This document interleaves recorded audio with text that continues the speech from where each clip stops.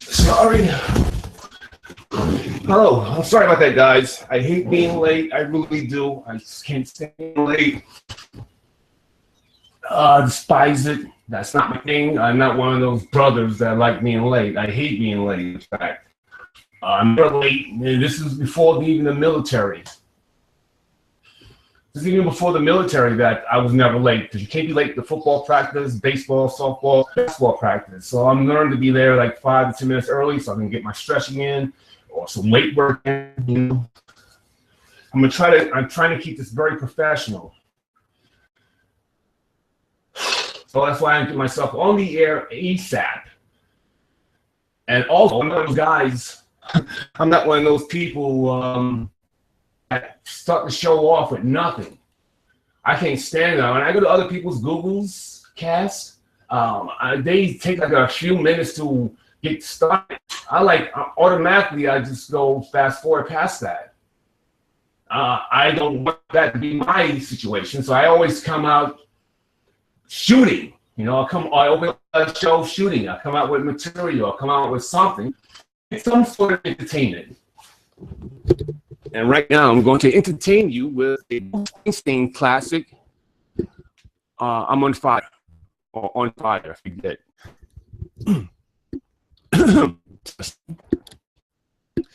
Hey, little girl, leave daddy won't go and leave you all alone. I got a bad desire. Oh, I'm on fire. Tell me now, baby, is it good to you? Can you do these things that you want? Well, I can take you higher. Oh, I'm on fire.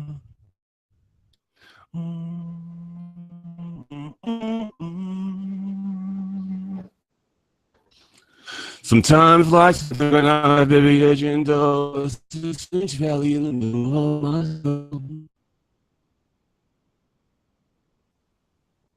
And I wake up, my sheets somewhere, swim right in the middle of my head. You cool my desire.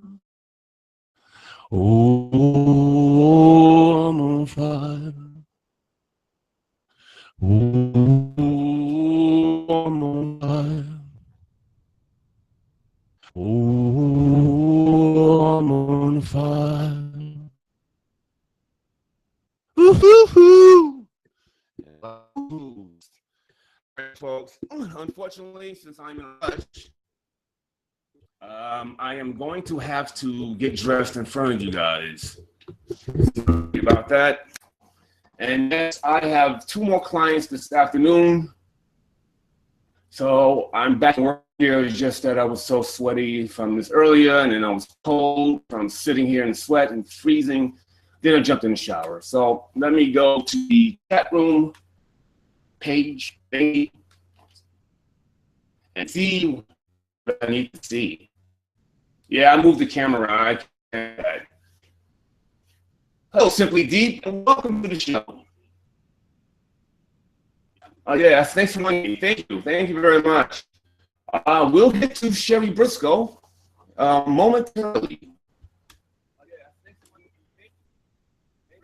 Okay. Let's, right,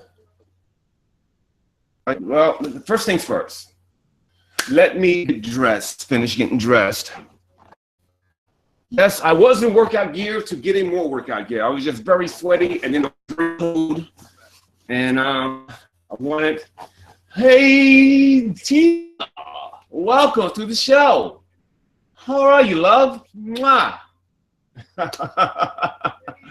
Because of you, Tina, thank you. Looking swell. Jeez, get out of here. I'm looking swell. You're very beautiful, very kind to say so. Thank you, Tina. And ladies and gentlemen of the audience here, there's no one here, of course, I'm acting. Ladies and gentlemen of the audience here, It wasn't because of Tina that helped me, allowed me to finally get on and do a Google Cat.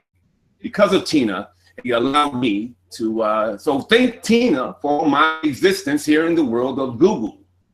I owe all of it to Tina. I really do. I really do. Really do. Thank you, Tina. Lovely eyes. Oh, you've just been. Thank you for everything. And you keep it up and you keep plugging ahead. And yeah, eventually I got to interview you as well. Jeez. And, yeah, I'm going to interview you, Tina, and a cast of others. Oh, please, you're so well. No, seriously, you've been very cool and outstanding. I really do appreciate the friendship and everything you've done for me. You've been outstanding. Thank you. And I will be interviewing you. I will be contacting you the normal ways of how we contact, and we're gonna set up an interview as well. At some point this week, maybe the next couple of days. I'm serious. Geez. We got an audience here. Oh, mwah, mwah, mwah. Do you guys see me? Do you see what? Is it distorted? Because on my camera it looks distorted. Is it distorted a little bit, or is it coming through really good on your end? Inquiring minds. So tell me all your thoughts on God, because I really like to meet her.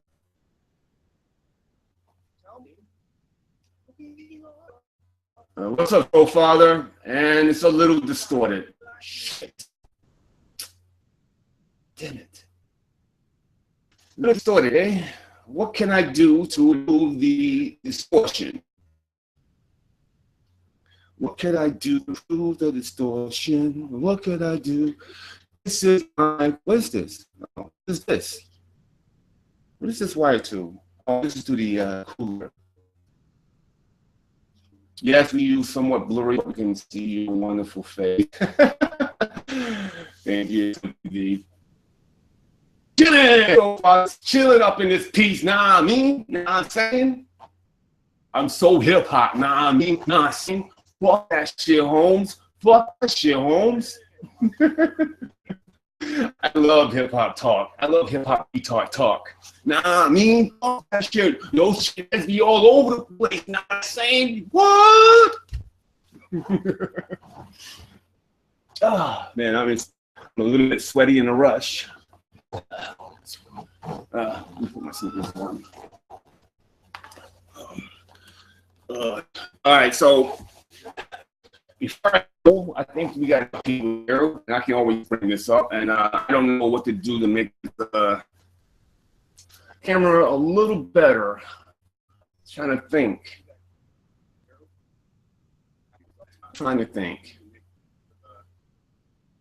Cherie Briscoe, Simply Deep, you have no idea who Cherie Briscoe is? Why, let me entertain you or inform you. Cherie Briscoe is a wonderful, wonderful. She happens to be the mother of Jamila Shawnee Briscoe. She's her mother. So the woman that's on the internet screaming and ranting and raving like a lunatic has a mother that she has been talking absolute donkey shit about. She's gone off the reservations and lost her fucking mind about. It's been insanity. It's been madness displayed all over the internet, all over Blog Talk, which is kind of the internet, same thing as internet is there. So it's like, it's just incredibly insane. And you know what, folks? She's a friend of mine. Yeah, that's right. That's right. Cherie Briscoe is a friend of mine. She's a friend of mine. And she reached out to me. Well, I reached out to her. She reached out to me. No, I reached out to her after she reached out to me. Yeah, okay. Well, it's more me reaching out to her. Okay, that's semantics. Semantics. It doesn't really matter who reached out to who. Anyway, we reached out to one another. Wink, wink. And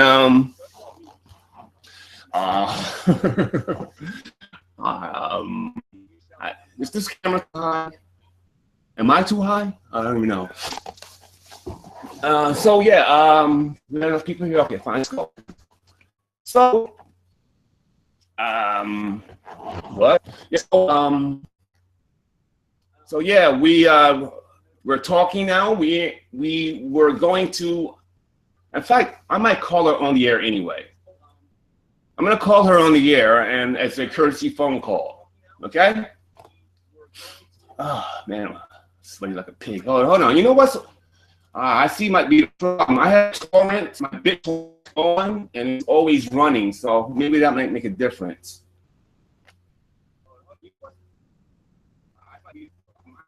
Oh, it does a little bit. Okay. So Cherie Briscoe has a show, and I hate really divulging that kind of information now. Considering the title of this show, calling Cherie Briscoe, I would be a fraud if I didn't talk about it. So yeah, here it is. Cherie Briscoe has agreed to do my show, and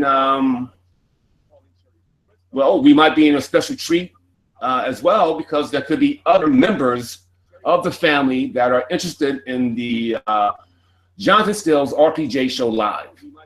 So that's a good thing. Now, since the name of the show is calling Cherie Briscoe, I'm going to call her live on the air. But let me get dressed first.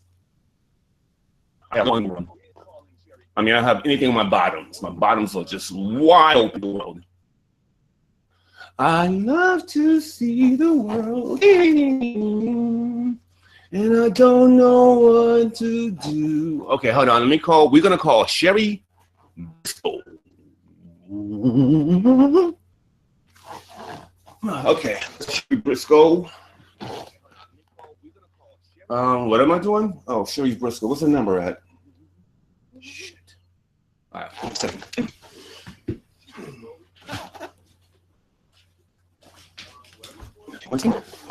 Okay, 1 second. Cherie Briscoe. Cherie. Cherie baby, Cherie. Cherie baby, Cherie. Cherie baby. Okay. Hi, Cherie, RPJ. Oh, sorry, because she only knows me as Johnathan Steele, so. And I'll finish off talking about that in a moment. Mike. So what am I doing? I'm going to here. I'm gonna call her live on the air. Here. Hopefully, I'm not calling at a bad time.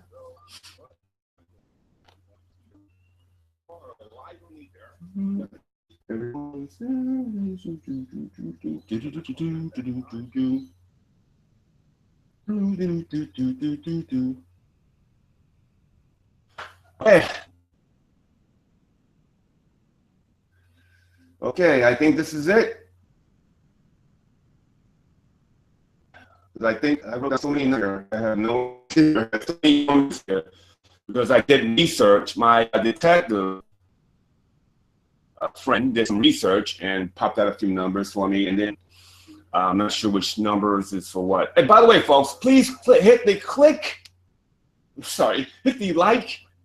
like and subscribe buttons. Subscribe to yours truly, RPJ, Johnathan Steele, the God King RPJ show, and Classic RPJ, and many other shows. Please subscribe to those many shows and this show. Tell your friends about me. Yes, I am not one of those sensationalism jackasses. This is not the king. I'm not the king of Ratchetville or the king of trolls or the king of roasting. Well, I am the God King of roasting, but I am not blah, blah, blah. That's right. Thank you, Simply D. Please hit the like and subscribe buttons on this and all my various channels. Please go find them, subscribe, tell your friends, tell your loved ones, tell your baby's father. I don't know.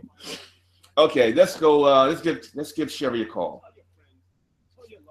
And I hope this is the right number. I don't hear the microphone. The number you are calling does not accept unidentified calls. Oh, good. Your caller ID was blocked.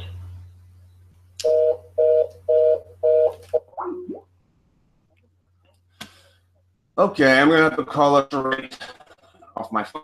I don't want to do it off the phone. Where's the thingy? That thing. What thing? My dingling.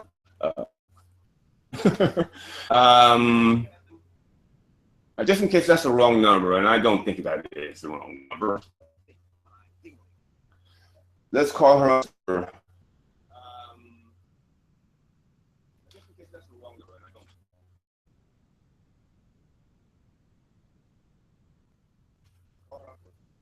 861. This might be an old number. Let's just call anyway. And then I'll get back to the information part of this show. Oh, then here's the microphone. Here's the speakers.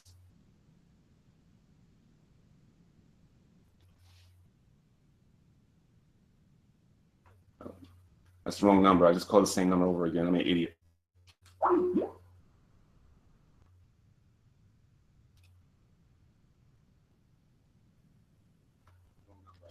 My dick.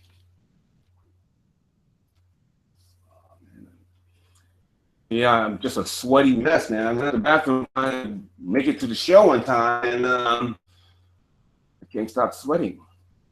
I'm like a fat hooker on a cold night, which doesn't make a lot of sense because it's a cold night, but that's how fat she is, you know. So.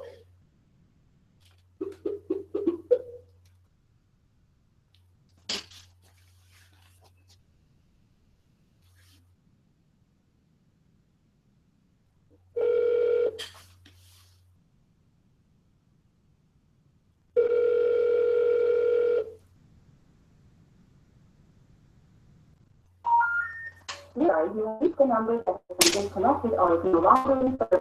If you feel you have reached this request, okay. Please check the number. That was the old number. Let's see if I can get Cherie on the.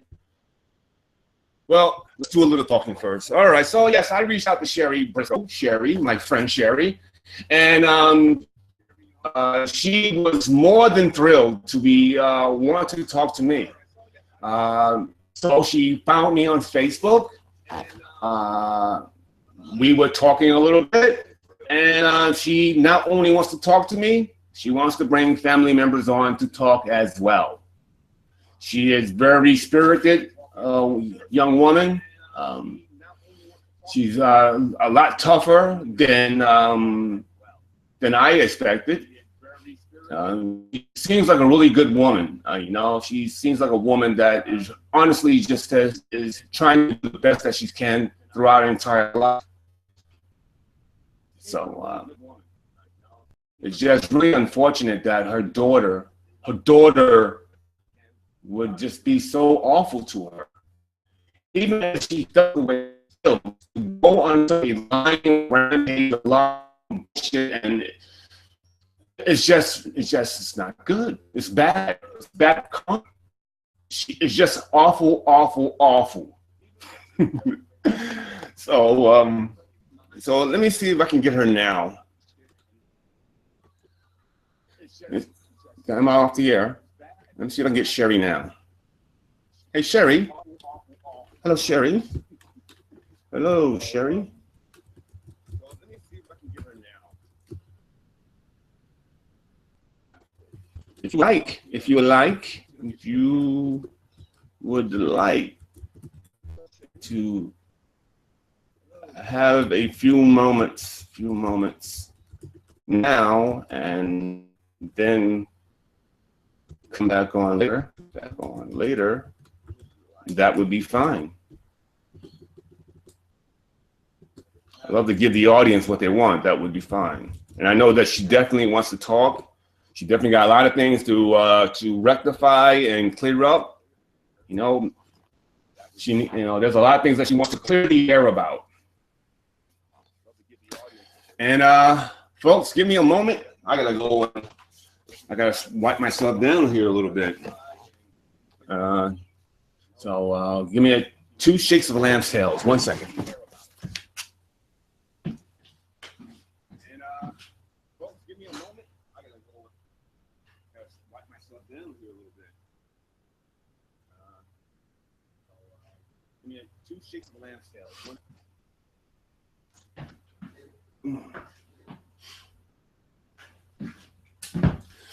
Okay, I'm back. That was a quick 2 seconds, right? So let me let's see if Cherie will get back in touch with us today.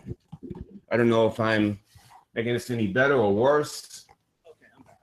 That was a quick 2 seconds. I am going to talk to Cherie Briscoe.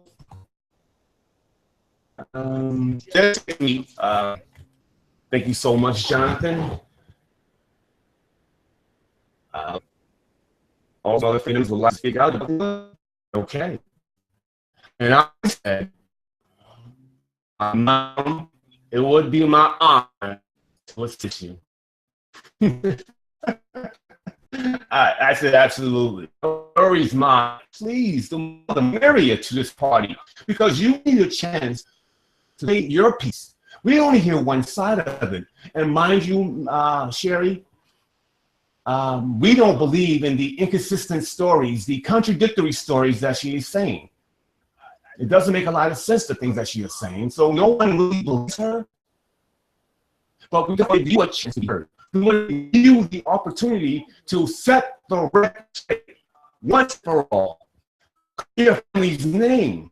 And let's find a way we can help those lovely but disrespectful kids who are underneath the spell of this sick, demented woman. And maybe by some chance or miracle, email Jamila Cherie Briscoe. I pray for her. Together, the God King I am, we pray accordingly. And the God King. So, oh shit.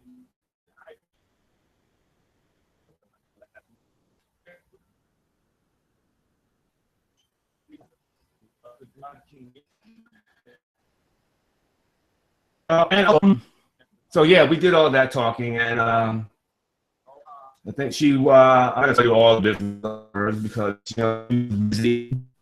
She's sometimes busy at night, which is my daytime. On behalf of my clients, I have clients till 12. Thanks so much, Johnathan. Can I get back to a few hours? That was at 7. This 7 my morning, and I wasn't home at the time.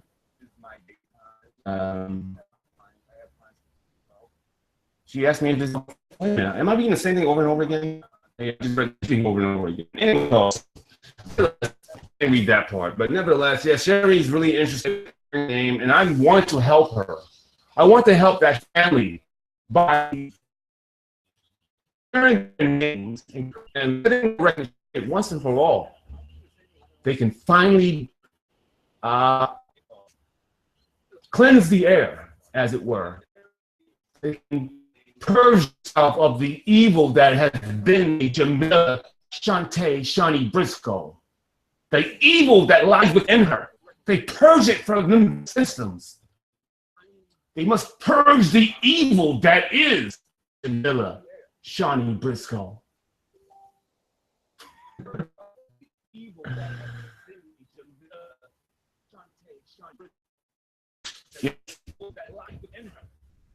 Yeah, I'll be passively deep in a moment. I just want to finish off the Jamila Cherie part of this. Anytime my producer, I did write them down, and I am on the air. Give her a link to my own. Be my guest, quick your first 2 tabs. Copy. And paste.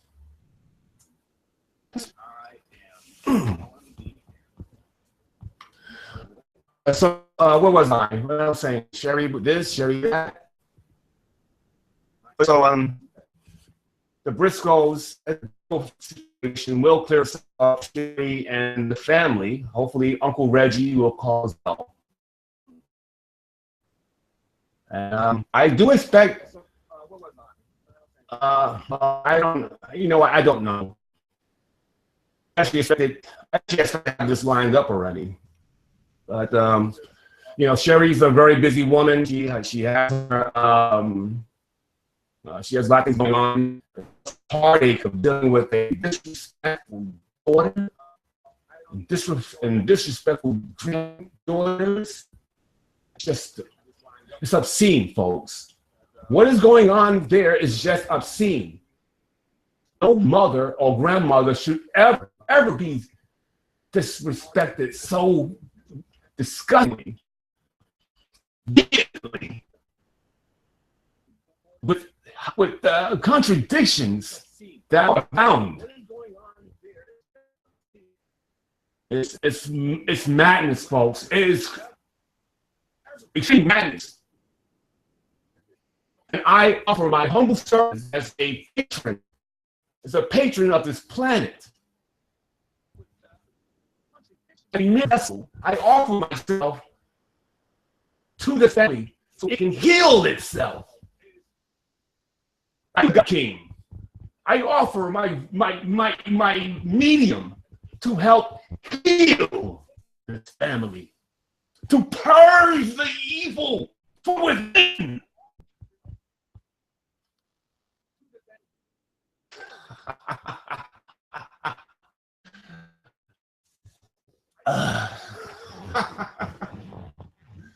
I am the God King. I just want happiness throughout the land. It is my will. It is the God King's will. Please. Amen. Amen. Amen. Amen. La, la. But and also, oh, I just bit myself. Somebody's not happy about that. But yeah. But in all seriousness, I do wish I am wanting to give Cherie a chance to really to help herself and really just say what she got to say her side of it. Most of us don't believe in the nonsense that's going on because we hear the contradictions. We hear the nonsense, and we know that Jamila is nothing but a pathological, persistent liar. She lies for no reason, and she lies all the time. She is void of a soul, I think. I believe. I believe that she is devoid of a soul. She's a soulless beast from hell. No, but all right. In all seriousness, yeah, she's just really confused and damaged and very distracted mentally. No, she just fucked up. Okay, my is to calm it down. So yeah, I'm gonna be calm, but. Yeah, this is a great thing for that family to heal and come together. And Ransom says, "Hey, RP, could you ask Mrs. Briscoe a question for me? Was you let down because she says they are not fair." Well, Ransom, you just came to the show just a little bit late. Right now. I don't have Cherie on the show as of right now, but and I will have to repeat a few more times. But I have been in contact with Cherie. We contacted Mike last night, her yesterday afternoon or whatever. I'm not even sure now. And yeah, so yeah, we are in contact. We have talking. She wants to do my show. And not only that, she wants to bring other family members onto my show. And I told her, you don't have to rush this. You're going to have fun. Then we can have family members on, and I can have you on more than once or twice. I can have you on multiple times, as much as you need to purge yourself of the traumatic situation that your family is undertaking at this moment by this woman, daughter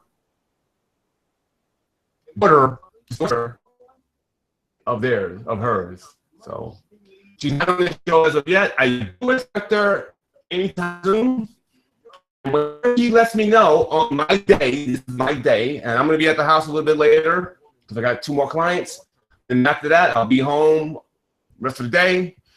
And I will, if she comes on then, I will get her on I will first do my private one-on-one interview, and then I get her on the air. Now, I did a bunch of interviews last weekend.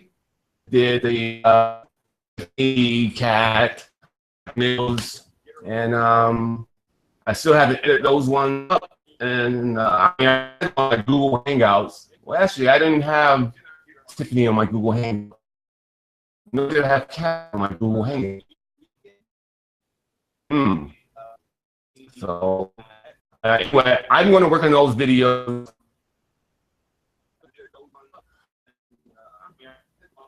Oh, okay. I'm sorry. The other person that I want to interview just wrote to me. Yes, I called you, you stupid fuck. I'm kidding. I want to work on those videos.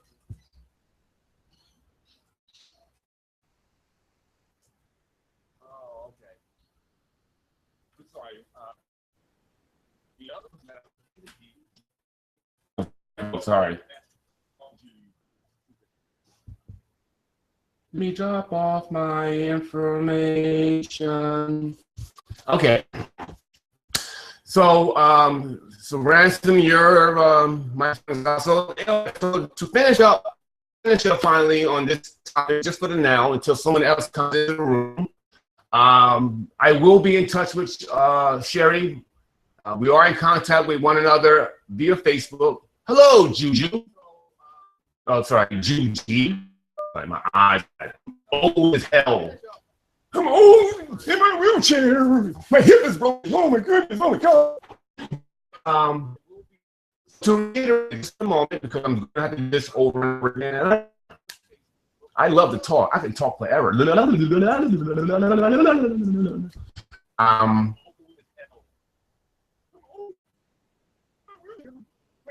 Yeah. So yeah, Cherie and I are in contact. Cherie is a friend of mine via Facebook. We have been in contact. I've talked, and she wishes to do my show. She wishes to bring also more members to the party. She wants to bring more people to the party, pal. She wants to the show and have more people within the Briscoe family to speak about this situation. Jamila Briscoe, Shawnee to her friends, and I am one of her friends. Now, I not only am I her doctor and a whisperer of BPD, a whisperer to those with bipolar disorder. They call me BPD whisperer. Although it's really hard to say, BPD whisperer, BPD whisperer. They call me the BPD whisperer. So she will do the show, and if she comes on later your night, my morning, I'm gonna put her on. I'm gonna interview her in private, record it, and then put her right on the air. And whenever she comes here, she goes right on the air. If it's my late at night and I hear my Facebook bling off, she goes right on the air. Cherie Briscoe at carte blanche here on the Johnathan Steele RPJ show live. Carte blanche.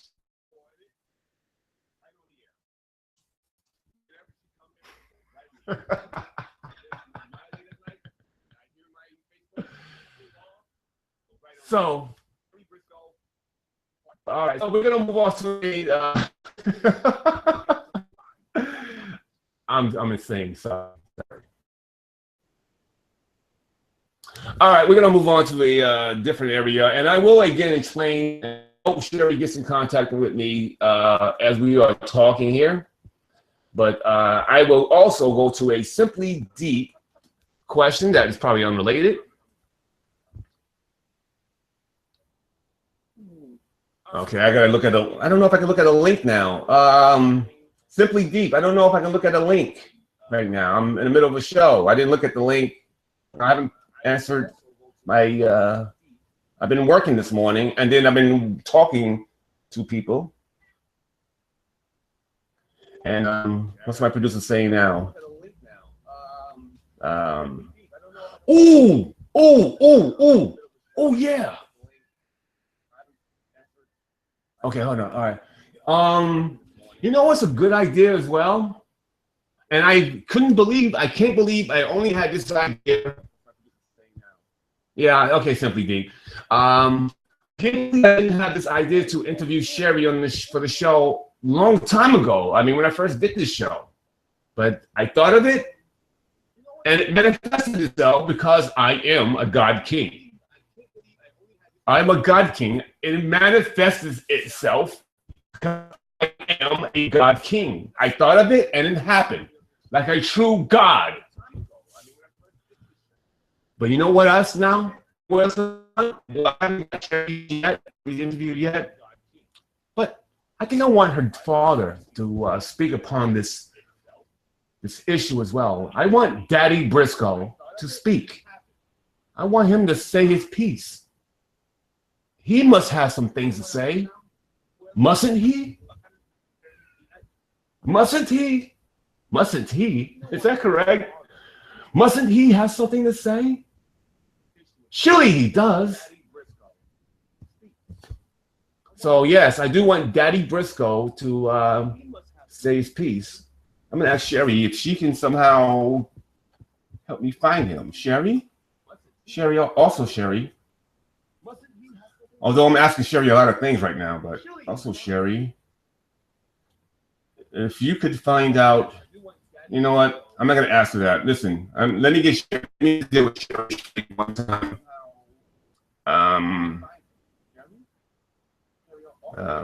Let me get Cherie on by herself. I'm not gonna ask too many things. I want Cherie to come here, fresh as a daisy, blasting away, saying all the things she needs to say.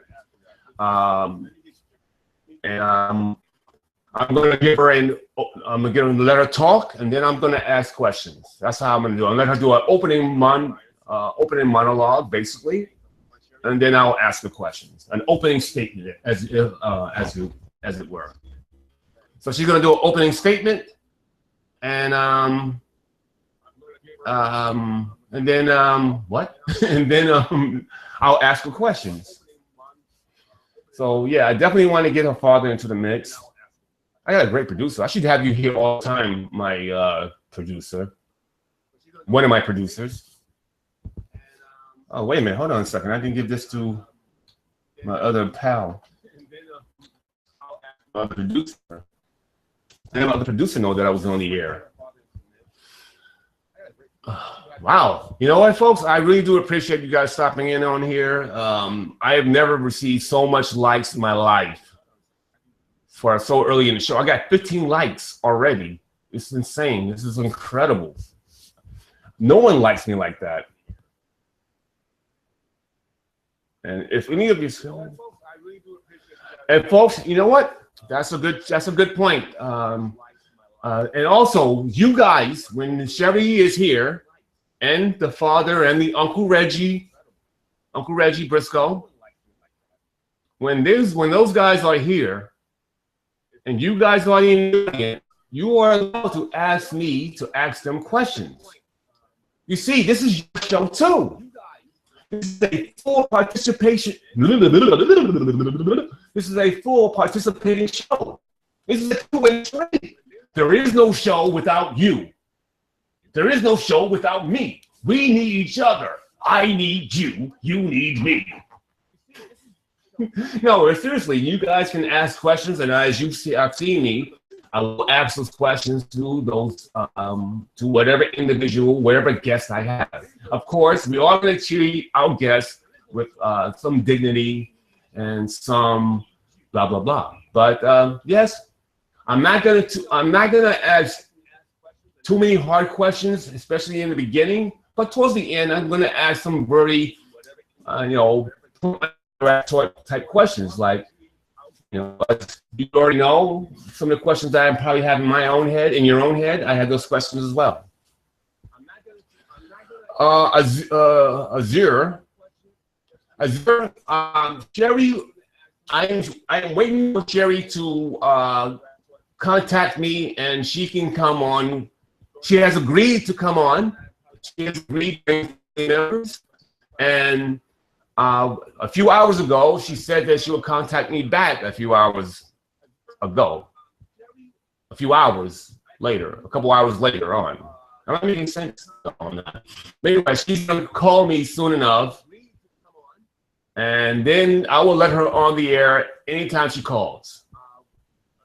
Unfortunately, in another hour, 13 minutes, I have a client. I have 2 more clients for the day, and then I'll come back in, and that'll be my 1 o'clock in the afternoon, and that will be your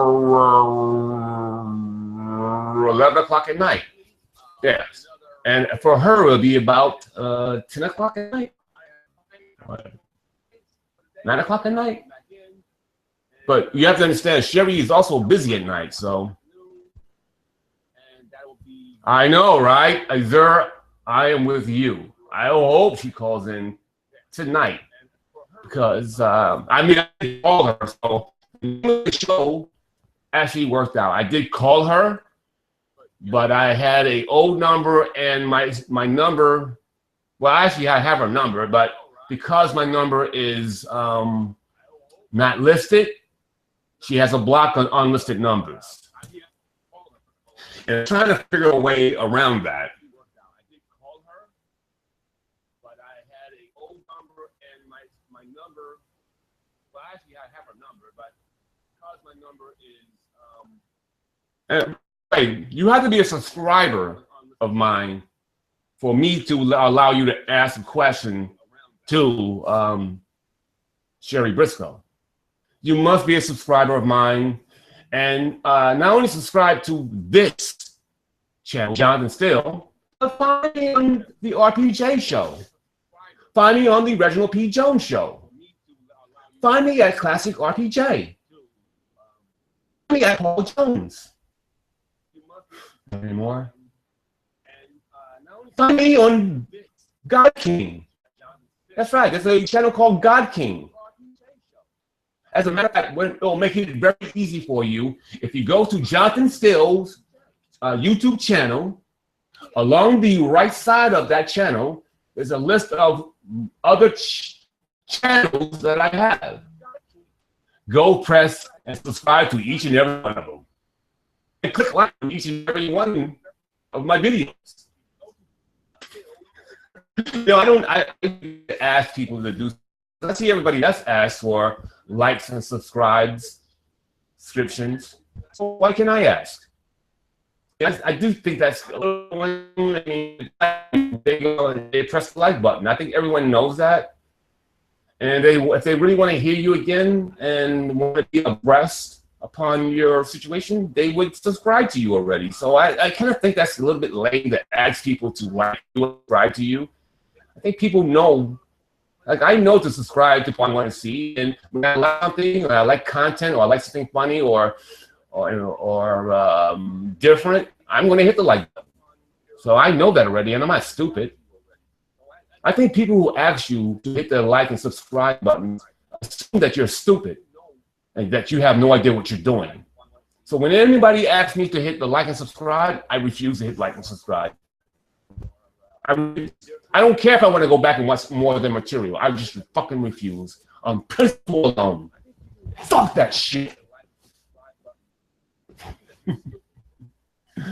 And no, I did not have Fruit Loops or cereal for breakfast. No, I had coffee and a Percocet. I'm kidding on the Percocet.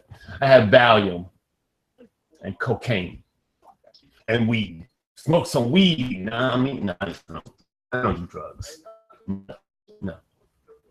Oh, guys, please, when I have her on, you're allowed to ask questions, but I mean, you don't have to be subscribers, but it'd be nice if you guys subscribe to me. If you give me 1,000 subscribers, that'll be awesome. You know, I'll get a 10,000 views. Awesome. Because all I want is to make people happy. That's all I want. I just want people happy.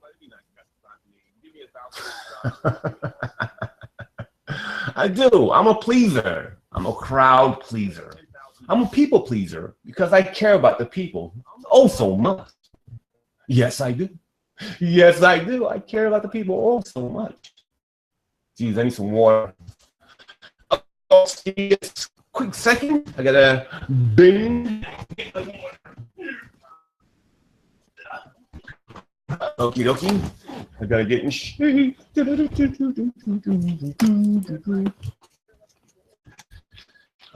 So,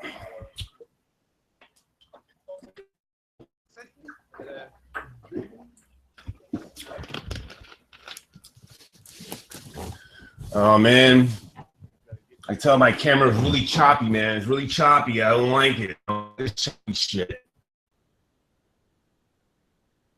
I hope you guys can see me better than I can see myself because it looks ridiculous on my end. Let me check out this thing here so to speak. You know what? Actually, I can't go too high. Because you'll fuck up my I hope you guys can see me better than I can see myself. You know what? Let me go lower. Let me go lower because I don't want to fuck up anything that has to do with sending out this video. I want you guys to be able to see my video. Yes, I am incredibly ugly. I can't help it. It's genetics.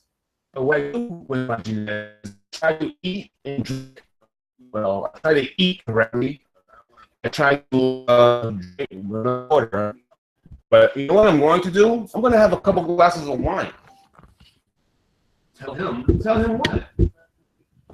tell them. I can't help it. It's genetics. That's so. I'm talking to the imaginary person in my head. Tell them what? Tell them what? Voice.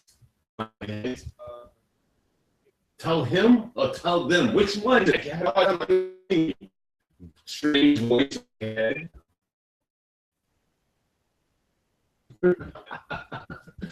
Yeah. I can tell you folks. Since we might make this all Cherie all the time. Blog, you know what? From blog, that's outstanding. So many ideas here that is ridiculous, and I've done very little of them. I've done some more workout videos. I still gotta do that bloody idiot. More workout videos. Workout vids. Make that a staple. I must make that a staple of my show, staple of my channel. So, in worst case scenario, I'm going to re-release or release new. Well, I'm going to re-release old workout videos that I've already done. Then I'm going to do a new videos, and I love my clients, but my clients are a little gun shy. Most of my clients, most of my life, have been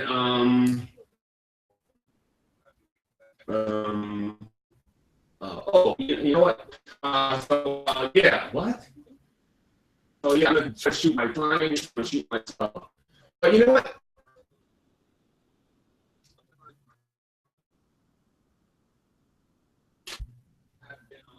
It. Pugsley, my sound is working. I wonder if it's because I have this other computer on.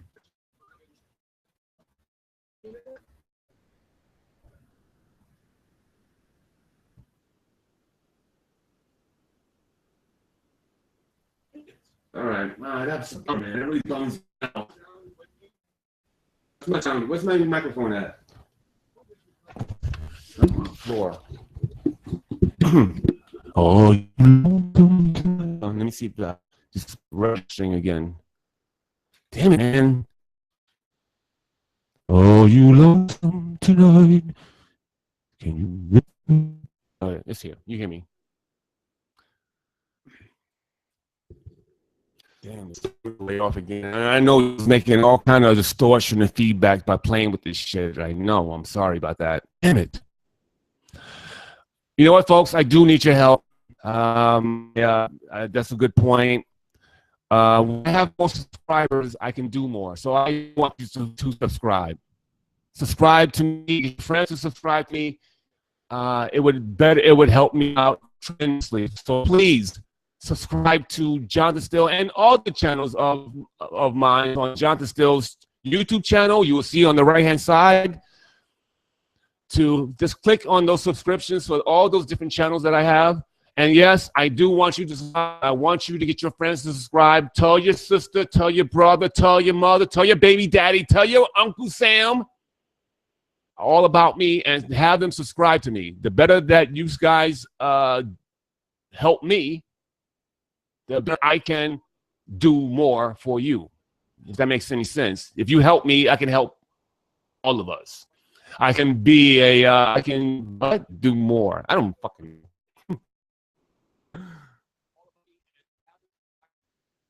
So yes, share this, but subscribe like crazy. Tell your friends, hit the like button. You know what? I'm selling out. Please subscribe, subscribe and like everything about me, everything. Because I'm great. And you deserve to have someone like me in your life.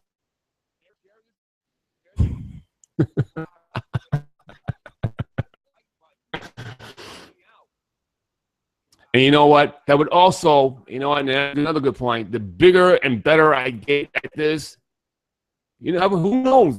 I might have some real, not that my guests aren't big. Every guest, every person is big time. Everybody I interviewed is big time to me. You guys are big time. So every human has something special about them. So, and I'm being serious now. Every human is something great and special about them, and they are worthy of interviewing. They are worthy of getting to know. Even if they're the most ordinary of people, there's something about that ordinariness that is could be compelling to someone. There's some quirk that people might like. So everyone is special in one way or another. And I'm being dead serious about that. But also, the better my subscriptions, the better my ranking here on the magical world of YouTube. Who knows what kind of guests that I can get on? You know, maybe even I could maybe one day I can get my buddy Tommy Sawyer on my show. On my show. My pal, my buddy, one of my best friends. I was wanting to be able to do on my show. Me. But that's not just him or anybody that's maybe Jenna Marbles and P-Wee Die. I don't know. I don't know. I don't know if Jenna Marbles is the name. I don't even know. I don't know who's big and who's not big. But I would interview them all. I will research them. I have a researcher. I got great producers. Two of them are off the charts. I've never had people like this in my life that can do so many things. My God, I'm just so lucky. One of my producers is a maniac, I must say. One of my producers is a stone cold maniac. He's got a lot of problems. But I love my producers nonetheless. I do. I love them. I care about them. I love them. I'm not in love with them. I love them. I really do care about them. in their lives. So because they have done so many things for me. You know, it's just been amazing. I've just really been honored with that. That's been awesome. Not to bring the show down and not to bring down, well, I'm talking out of my emotions now. I'm very emotional, but I'm very happy with my producers who are also one of my very good friends. So I'm really proud of my producers. I'm really happy and proud of them. So, my video speed and sound settings. Oh my God.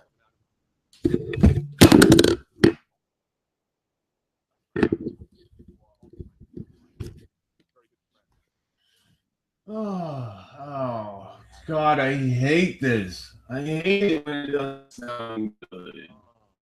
What are you guys hearing, man? I thought I did a test of this.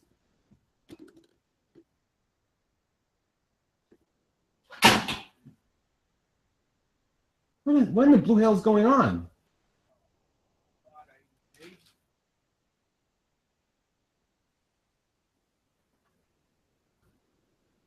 East Coast Candy? What's this? What's this?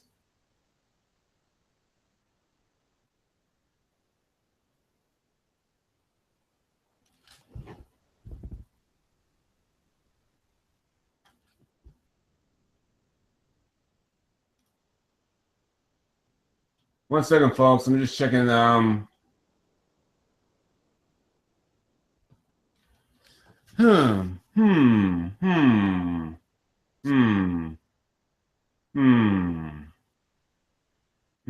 Speaker wrong slot. Okay, I see something that's wrong already.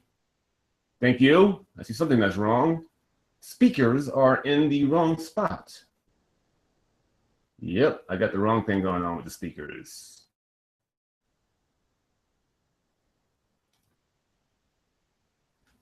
Okay, I think that should alleviate some of the problems because I have some stuff going on.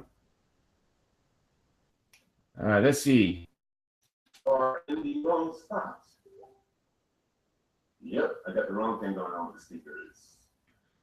All right, that took care of one thing. All right.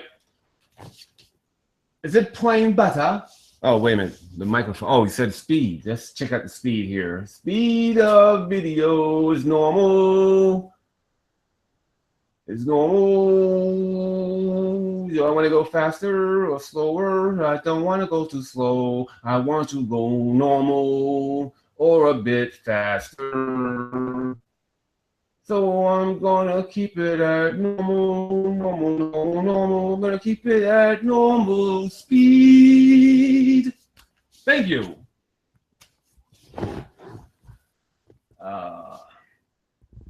Okay. Oh, geez. So, I don't know. Did I check out the microphone part of this? You said the sounds. I can't. I got everything lined up. Everything should be good. Thank you, Jake. What am I? What? I'm on lack of sleep and steroids. So, and cocaine. As you know, they love to say that I'm on cocaine because I wear a shirt that says cocaine, enjoy cocaine. I'm on cocaine and heroin and testosterone and steroids. Okay, what am I doing? Sharp. So let me explain the Cherie Briscoe situation to some of the newcomers. All right, the microphone is right. The camera is right. I think this is good. I think this is good. I think this is good. I think this is good. All right. I don't know, man. Okay. Okay, so for East Coast, who just came into the room, let me give you a little Oh, hit the likes and subscribe buttons. Subscribe. Go to Johnathan Steele's channel. Subscribe to that channel and subscribe to the channels on the right-hand side. They're all RPJs, Johnathan Steele's God King's channels. Please subscribe to each and every one of them. The better my rankings and ratings, the better I can do in YouTube. And the better I do in YouTube, the more I can kill human beings. So thank you very much.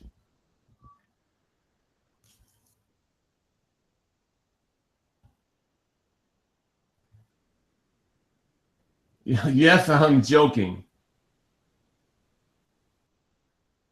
Hello, Eva. Eva, another person that didn't I reach out to you for an interview? Eva, I want to interview you as well. I reached out to you. You should find me. My name is Johnathan Steele on Facebook. I'm friends with a couple of jackasses, but I'm also friends with Cherie Briscoe. Cherie Briscoe and I are good friends. Cherie Briscoe is the mother of one Jamila Briscoe. So please find me. You don't have to be my Facebook friend, but just message me. Message me your number, and I'll call you here from Australia, and then we'll work out a day and time for that interview. Thank you, Simply Deep. Simply Deep says you're pulling your leg, John, and you're cool with me, and that's cool because you're cool with me. I like cool people. You guys are all cool. I really do enjoy my small things. I enjoy each and every one of you. And because it's small, I can really mentally get into each and every one of you. Like I can really see and sense a lot of you in the audience. Not that I am, I'm being serious, that I have magical, mystical powers, but I do sense and see you guys in my mind's eye, and I get to know you a little better based on the things you say and how you say it and how you laugh and what things you enjoy. So I get a better sense of you having an audience at the size that I do.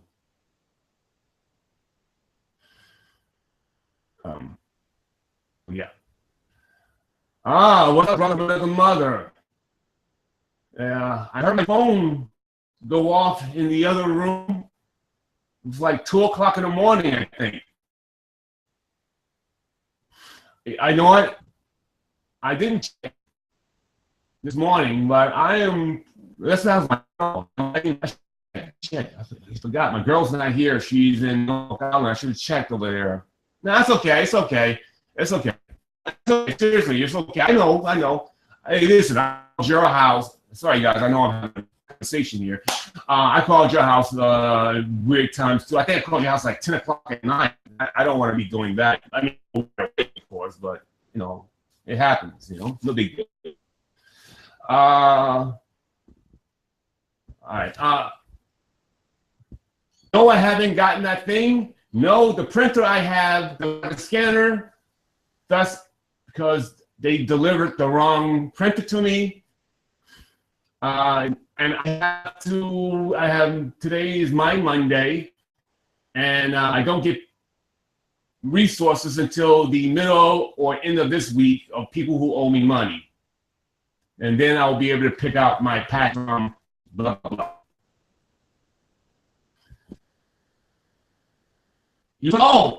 Oh man, I feel like right now. Jeez, we got a show. You feel problem. Oh, it's excellent. Is it? Call you? All right, I'll call you. Shit, I might have to call you right now. Fuck. Yeah. Okay. The show must go on. I can't bail on my show. Can I just ask, brother? Okay. Yeah. Okay. Call you when I'm that. But is it easily rectifiable? I just want that part. Is it easy rectifiable? And then I'll call you after the show, or tomorrow morning. I'll call you first. I'll call you after the show, see if you're up, and then after that, I'll call you like tomorrow morning, and then I'll text you. It's easy rectifiable. Oh! Excellent.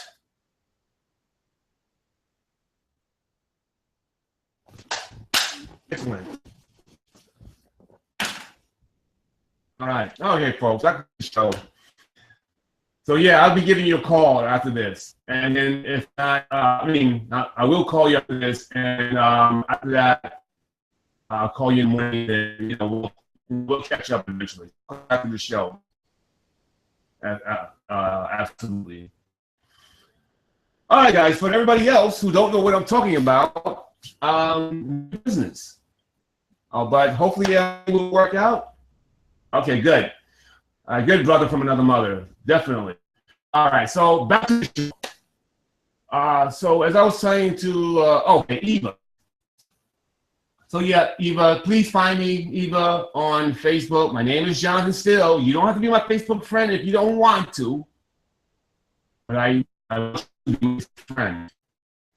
Tina should be also reaching me because I tried reaching Tina's, but I thought maybe she's blocked or something. I don't know. So Tina should be my Facebook friend as well.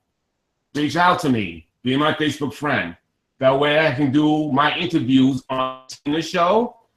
I can have Eva on my show. I can interview her prior to the show and have her on the group. Come on, Eva. Come on, Tina. Blah, you should be also calling me or Facebooking me. I want to interview everyone because everyone has something about themselves that is worth something to someone else. It could be entertaining to someone else. It could be informative to someone else. It could take, someone having a rotten day, turning on the internet, looking at that person and hearing that person's voice, say something that can really take them out of the doldrums of their day, out of the misery of the day.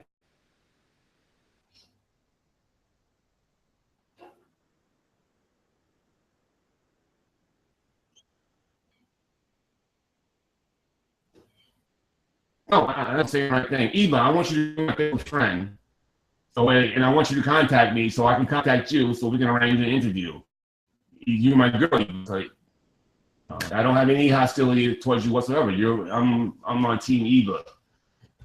I'm on Team Eva. I'm on Team Tina. I'm on Team. I'm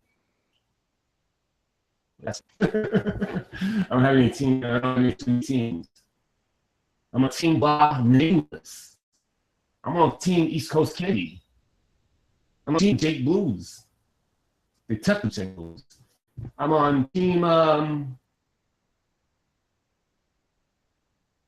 Mills. No one supports me, so hey, I'm on Team My Mills. I'm on B-Dub. I'm on Team Black Rampage. Like that. If you're cool with me, I'm cool with you. It's that simple. I don't have any agendas that are different. I don't have any agendas that, no. I don't have any personality quirks that allows me not to. I can be friends with you. And wherever they do with one another, it's none of my business. How they treat me and how I treat them is my concern. Treat me with some respect, I treat you with some respect. But if you want to be a jackass, I'll treat you like a jackass that you are. Hey, hey. I'm just talking about anybody, you know what I'm saying? Hey, fuck you, Hey, fuck you,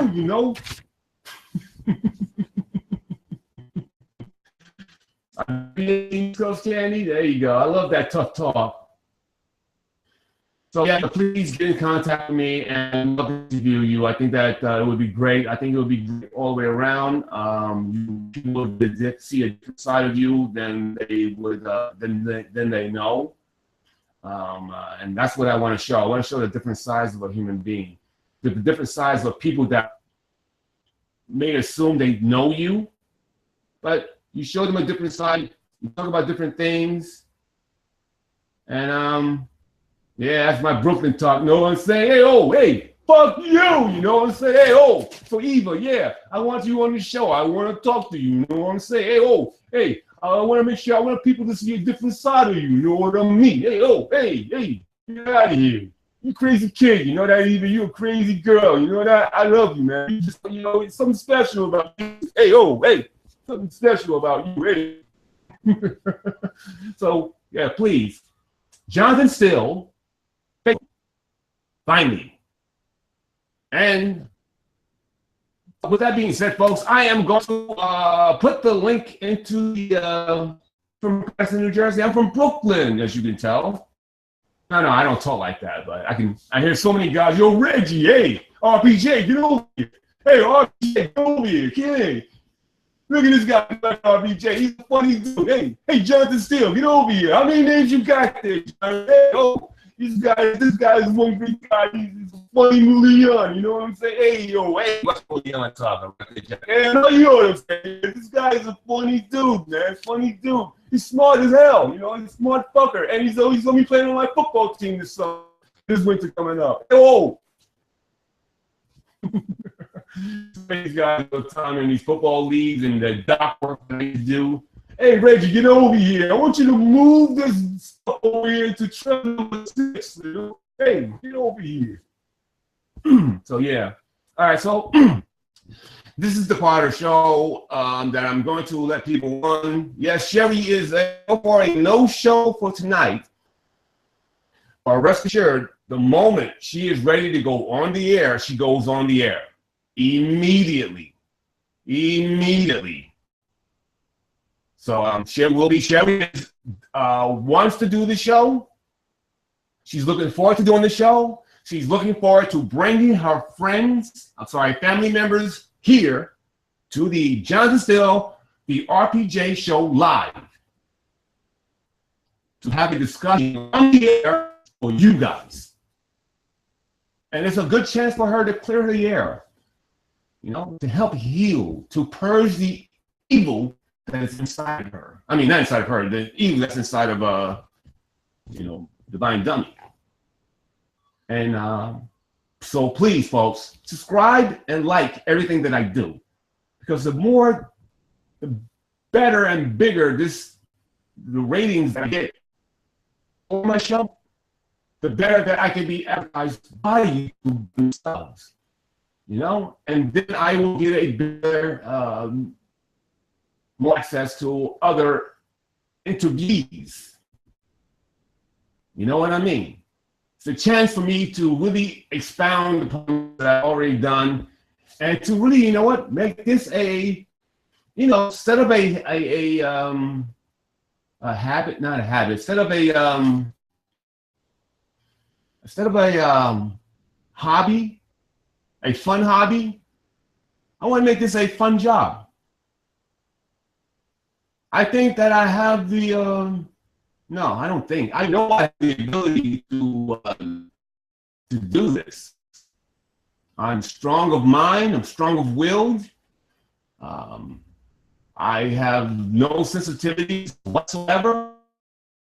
I don't have that macho shit where you can just, you talking shit to me and I get my feelings all hurt.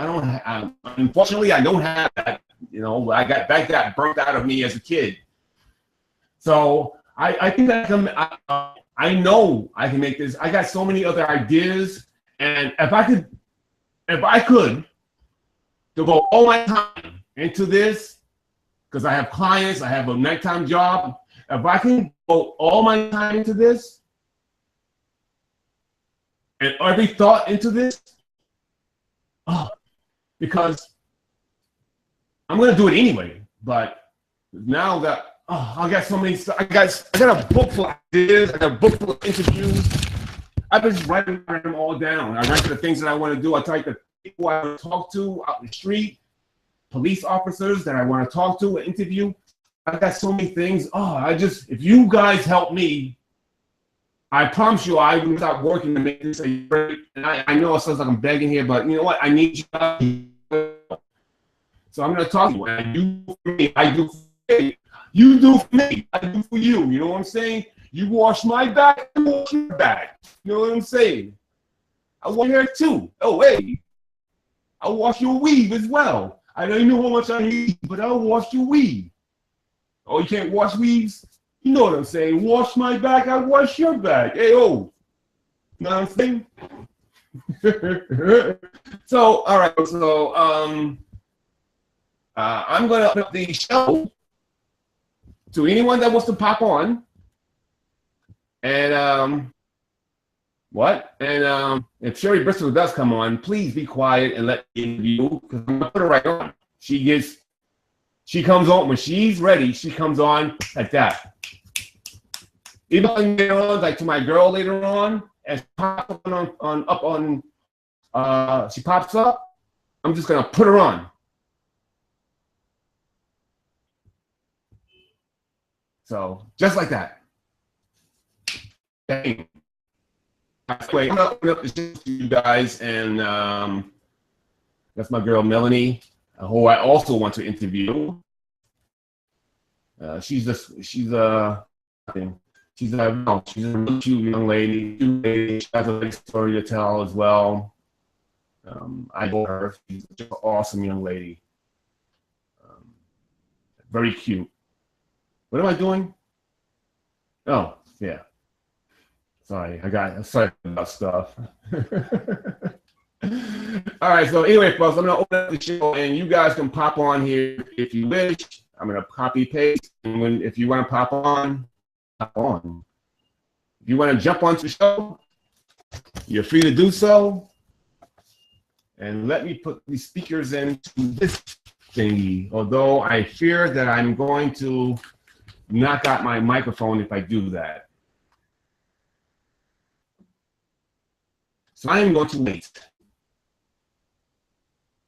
I'm gonna wait till I get somebody can come on here to do the show while I play with the microphones and speakers. Mom and Dad went to a show. Oh, I haven't spoken into my microphone. Mom and Dad went to a show. The topic is you.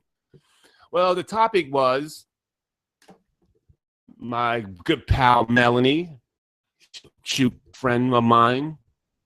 The topic was me calling Cherie Briscoe. And I know you may not know who that is, but Cherie Briscoe is the mother and grandmother of a woman that is clearly and truly evil. And she wanted me to, she wanted to use my vehicle, my medium, to rectify wrong, to correct the information that's being put out there into the world. You see, she's talking all kinds of nonsense about her own mother. Very disgusting and crude, and evil. So I am allowing Cherie Briscoe, the mother of this evil woman, the opportunity to come to my show and to speak freely. I spoke to Cherie, and Cherie said she is interested in doing the RPJ show live by way of Johnathan Steele. She said to me, "You are my knight in shining armor." She said this to me. I was so touched. It brought a tear to my eye. And so I would give her the opportunity to say what she has to say. But my name right. Yeah, motherfucker. No. Yeah, I'll give to clear up the nonsense and the air, and tell her side of the story. Tell her side of the issues. Because no one really me and her nonsense. But it's a chance for her to set the record straight. Tell the truth about what's really going on. She's on with credibility. As we all see, Divine Dummy has no credibility whatsoever. And she's an awful being, and she looks awful as well. And she probably smells really, really bad. I'm just saying. She smells bad. So that's the topic, Melanie. But no, Melanie, the topic is, but now that with that topic, the next topic is whatever you guys have to say. Or if not, I can talk about more about me. How great am I?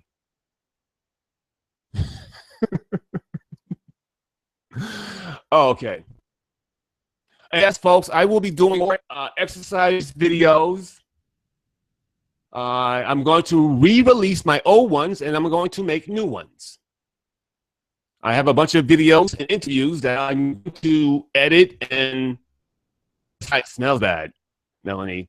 She probably smells, but you can tell Some people you can just look at and know that they smell something like corn chippish. You know, you can tell that there's a scent on this woman. And I'm not trying to be vulgar. I'm not trying to be excitable. I'm not trying to be one of those rude, jackass, shock jock type nuts. Be real and genuine and honest as possible. I am a God king. No, all right, anyway,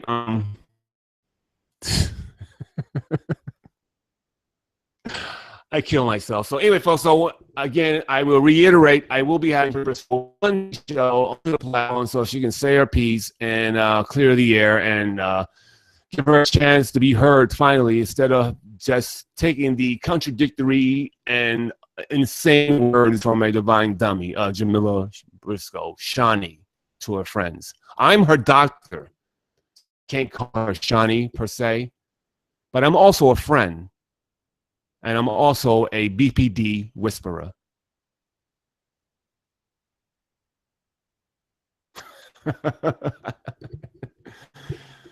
Listen, hey, listen, I sometimes don't smell my best sometimes. I recognize that, and then I shower. I think sometimes some people get so caught up in their anxieties and their manic behaviors, and they just forget about showering. They get so worked up and tired. So, and she's the type of woman, a human being that, you know, she looks like she smells awful. No offense to her. I'm not trying to be offensive. No, not me. I'm a friend. I'm trying to help. I'm here to help her. For the love of God, King, I'm here to help her. Please believe me. I'm here to help her.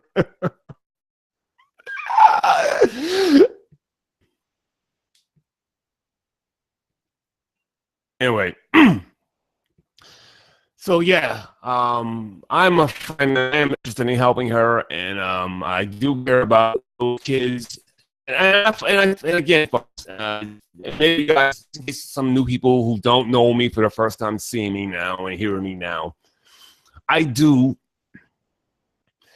The only reason why I even talk about the situation for a moment, the only reason why okay, 1 second. The only reason why I'm involved in this for even a moment. 1 second, folks. Hold on. Sorry about that. Sorry. Let me send this link to my other friend, because someone asked me. My dad went to a show. They sent me off to Grandpa Joe. I keep things clean, say please don't go. Grandma, take me home. All right, so what was I saying?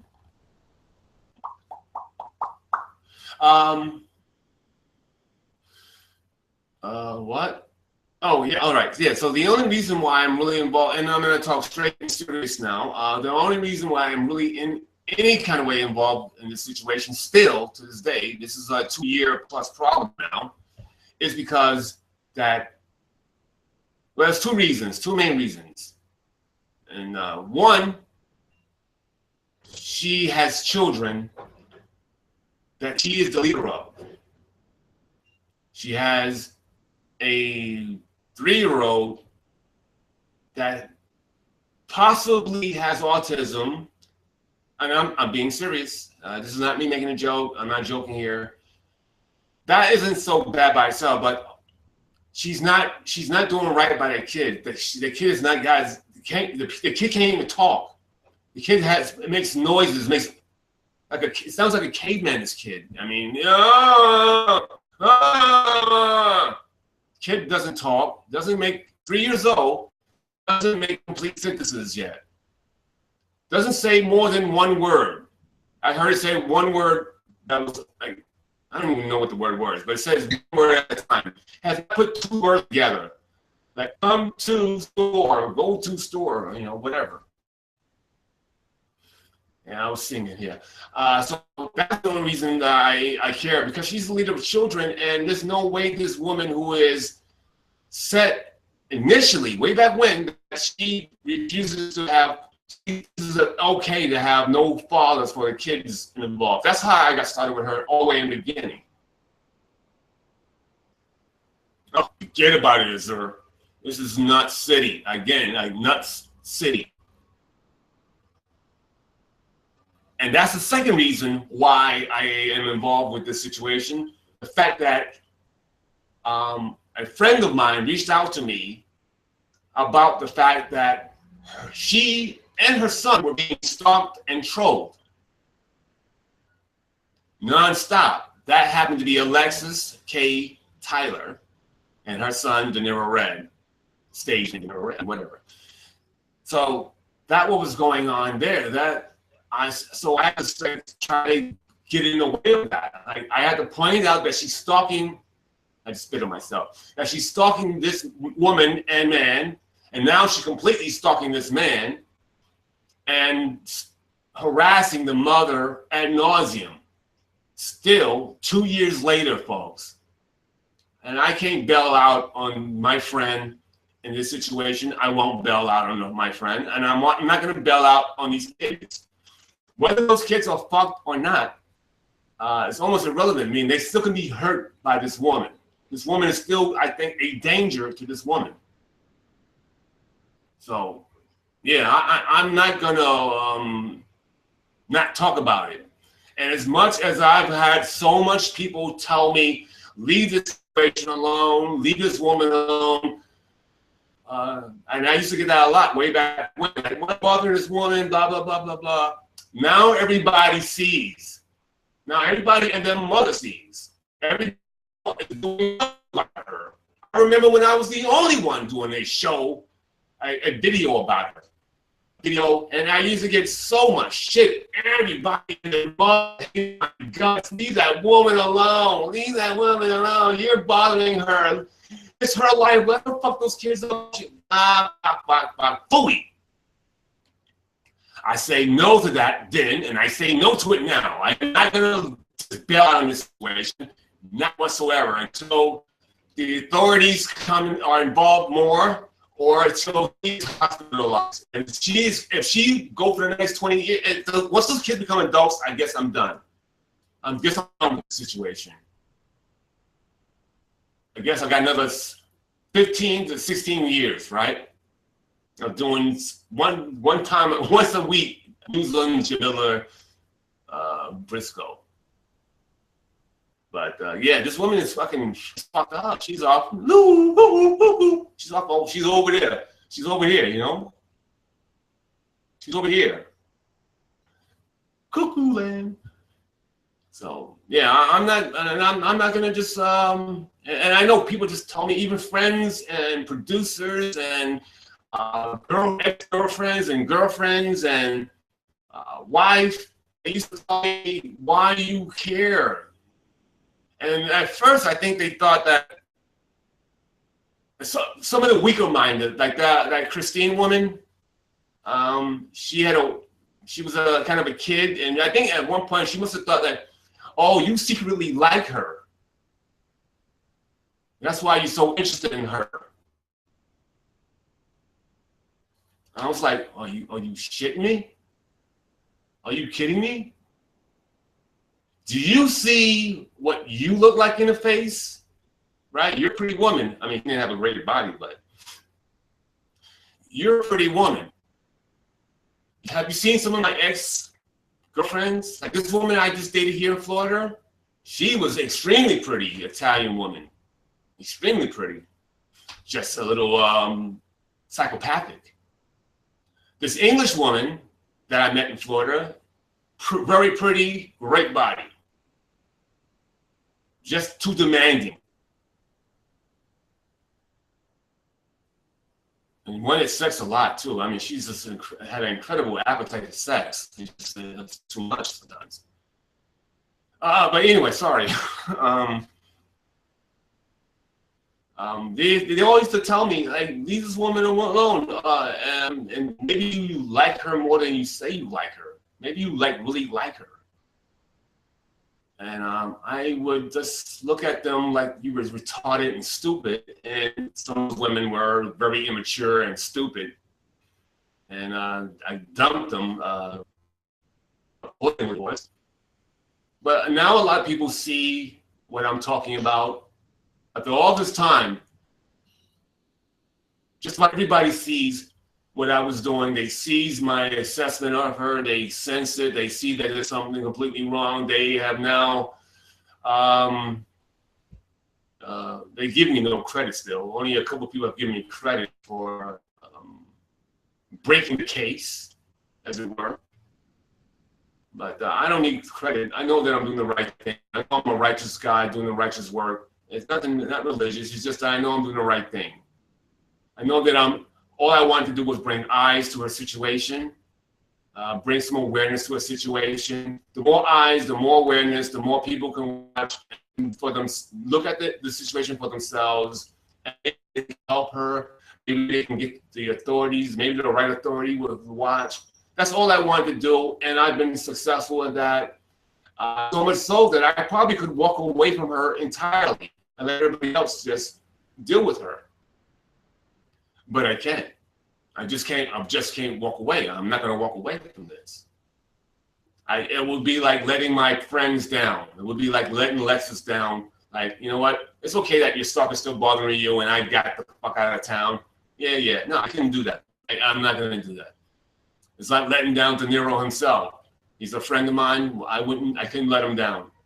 I'm not going to let down those kids, even though some of those kids might be fucked up already because of their situations with their mother. Their mother has abandoned them twice, 2007, 2010, and summer of 2015 to the summer of 2016. Abandonment.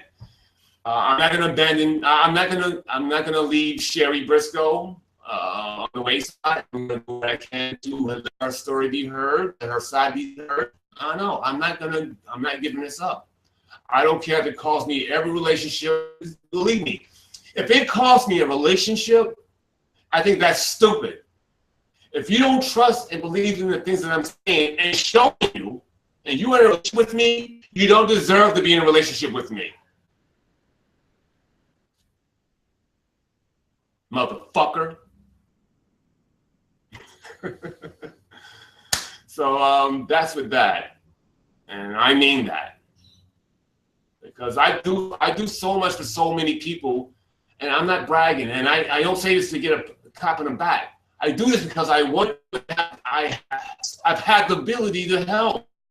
I don't need much, so whatever little bit I have, I give it away easily. I don't have anything. I don't have a lot, but whatever little bit I get, believe me, my kids or grandkids or friends will get that. They'll get part of that. Trust and believe that. That's always been the case. So I'm not going to let anyone down in this situation. And whether I'm talking about the local politics and the local stuff that goes on in my heart, I'm out there filming festivals, Christmas festivals, Easter stuff, and I'm also filming news conferences, asking questions. Whatever I'm doing, rules stuff, like different stuff, news-worthy stuff, I'm still going to be on another channel, or maybe the same channel here, or whatever channel I'm on, dealing with these issues. I am not going to go away. I'm not going to go away. I'm going to be here until this issue and this problem resolves itself, or until the kids are all over 18 years of age. That's it. Azur, I am waiting for Cherie to at least write back, Cherie. But Cherie is usually busy at night. And for you, Cherie, I will read you what's going on. That's for our relationship. She did reach out to me, Cherie, via Facebook. Via Facebook. We are now Facebook friends. She reached out to me. She says that I am her knight in shining armor, and she wants to do the show with me. and she wants to do it with other family members. And I told her that there's no rush. You know, you don't have to do this all one day or one show. We can do this as many times as necessary. You know, I'm not going to turn my back on her, and she can say whatever she wants to say to clear the air. I'm here to help. And I'm going to help, because that's what a God King does. He helps.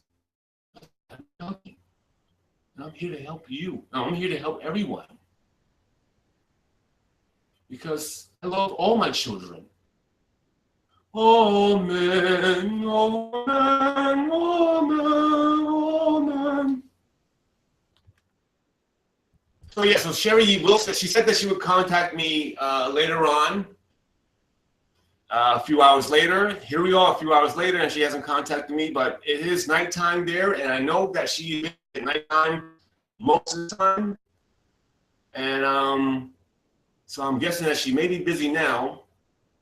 But whenever I get her here and dine in, somebody said this to me before, I will definitely do a private one-on-one interview with her. It's, that way the sound is okay and everything's in that one-on-one behind-the-scenes interview is what I did with everybody else, Kat, Tiffany, Mike, and yeah, that's it so far. And then hopefully I get to do a few more, like Melanie, make my interview. Melanie, Eva, Tina. I'm gonna get these other people involved. Definitely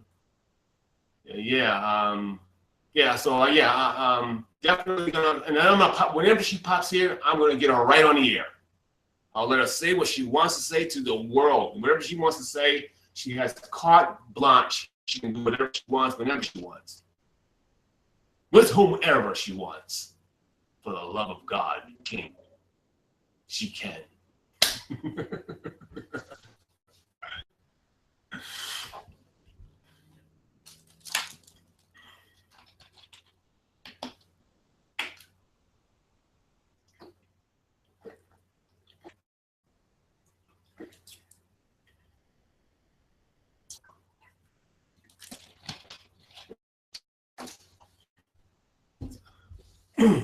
All right, so I'm guessing that also this camera is way too high, and Azure, she is going to let me know, and I'm going to call her via phone, but you will be able to hear it.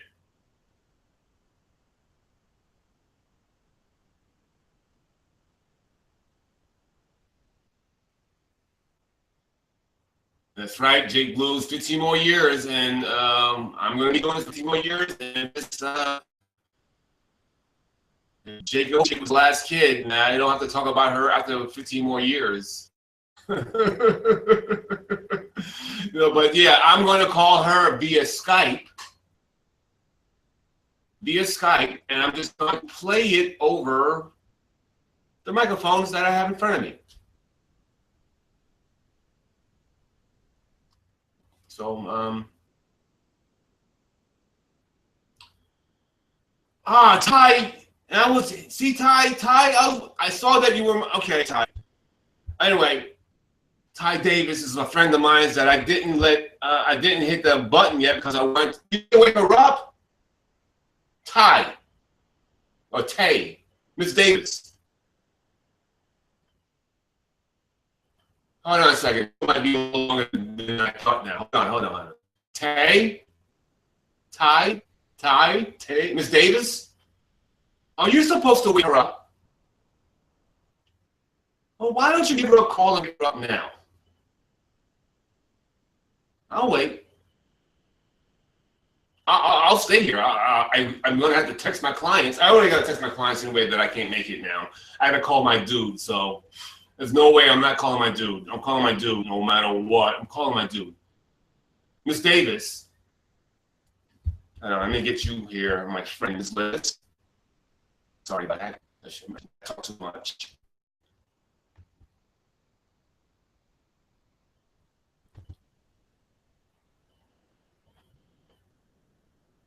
Talon. Talon? Talon. Is it Talon? Oh. Thank you, Melanie. Thank you. All right, so, all right. Let me calm down. So, Talon. Oh shit, that's personal, right? Fucking dick. Oh, I didn't say that. Oh, I didn't say everything. Okay, all right, never mind. Tay. Okay, good. I'll leave it at Tay. So Tay, help me out here. Tay, why don't you come? Okay, Tay. Can I call you Tay? Can I call you?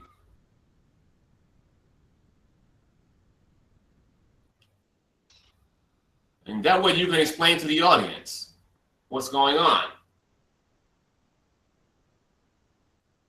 You'll call her now.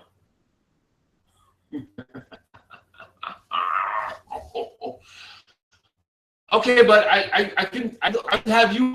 I would have you, Tay. I can have Tay. I can have you on Tay. Tay. Tay.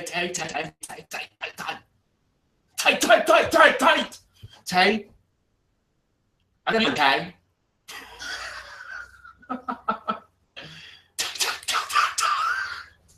Tay, I can have you on. I want to have you on, Tay. I sound like a retard, don't I? I wish this camera was better. I have it too close, too high or something. Can't even see myself anymore. Tay. I want to talk to you, man. Okay, good. Okay. Oh, let me reach out to you here. Okay. What the hell?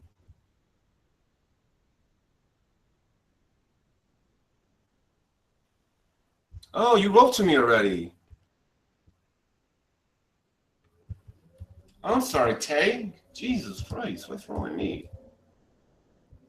I don't know. This is personal, so I don't like personal stuff because I'm stupid. Sometimes it's not for air. So, for you guys who don't know this, I'm gonna let you guys in or something. My show might be a little long now. It's about to wind down. I'm just getting started. Tay happens to be Jamila's cousin.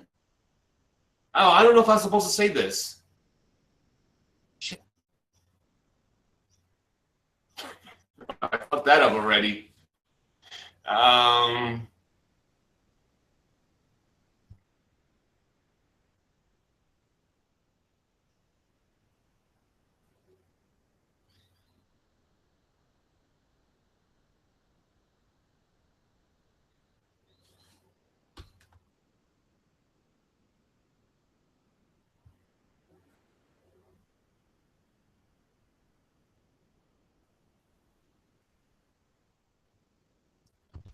Please. By all means, Tay, I want you now.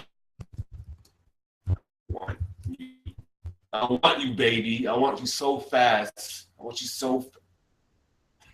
you, baby. I want you right now. No, Tay, yeah, by all means, I want you ASAP. And that's what I wrote to you directly. I just wrote that to you directly. The same words that I said, I wrote that to you. Now I'm going to plug the microphone because I want you to call and want people to hear. I'm going to give the people what they want. I'm going to give what they want. I'm going to lose my microphone, I think. Let me see what's happening here. There's something happening. Yeah, I'm waiting for tape. No? Everything good? Everything good? Hello? Hello? Let me see what's going on. I'm about to lose my microphone, I think. Let me see what's happening. There's something happening. It keeps breaking up. I'm waiting for tape. No? Everything good? Everything good? Hello? Hello? Let me see. Let me see. Let me see. You see what's going on?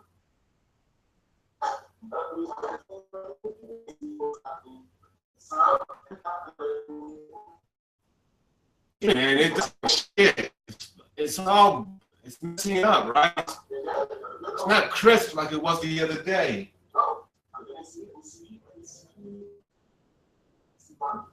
It's not crisp at all. Man, I know I hear it. I hear what you guys are hearing. It's not crisp at all. I hate that.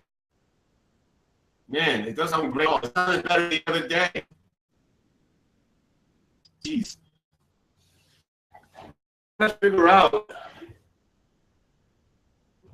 My computer guy says that I don't need a boost.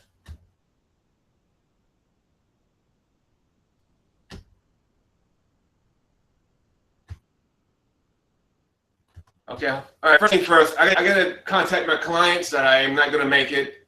I got Kay in the holding facility. I got a guy. I got a call. That's my dude. That's the guy. You know. Seriously, he's really like we see things so much together. We both have that Brooklyn on.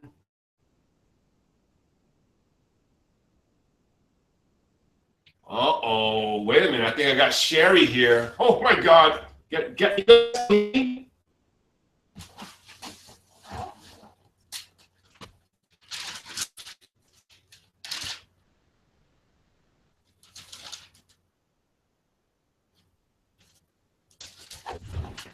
You still hear me? Can you hear me? Can you hear me? Hello, can you hear me? Somebody say yes, I can hear you. Write to me. Can you hear me?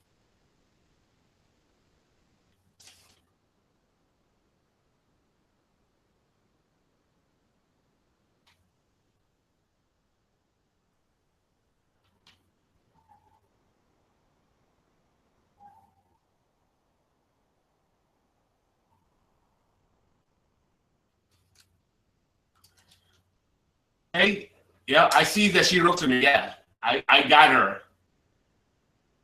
Do you guys hear me? Because I'm about to put Cherie on.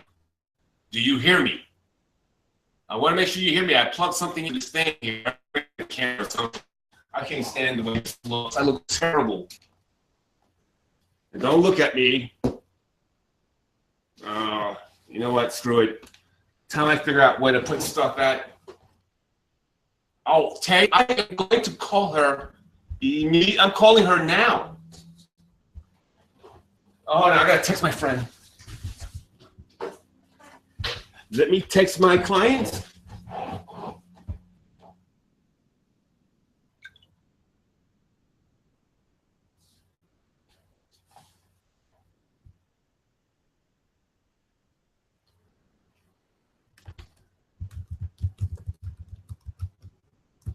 Okay. Yeah, I know. That's the only problem. They mess up so badly.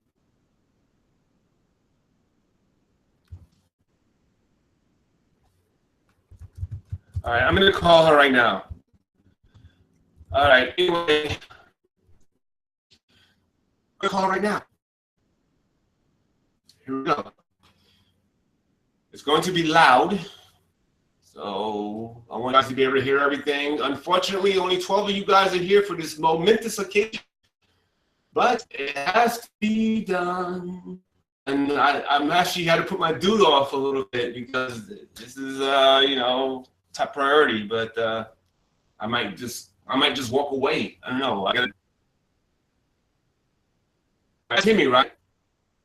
I keep saying that, but maybe I should take this fucking speaker out. I mean, maybe I should take this microphone out.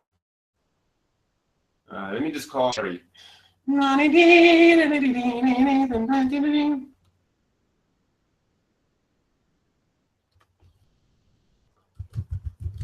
Calling now. Calling her now. Even though Tay's right here, you can hear me. Good. Okay, here we go.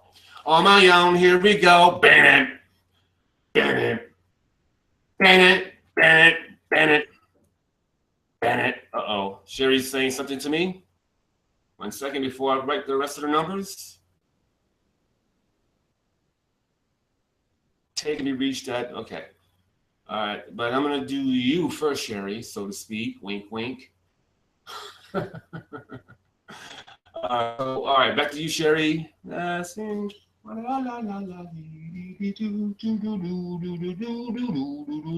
we go. Showtime.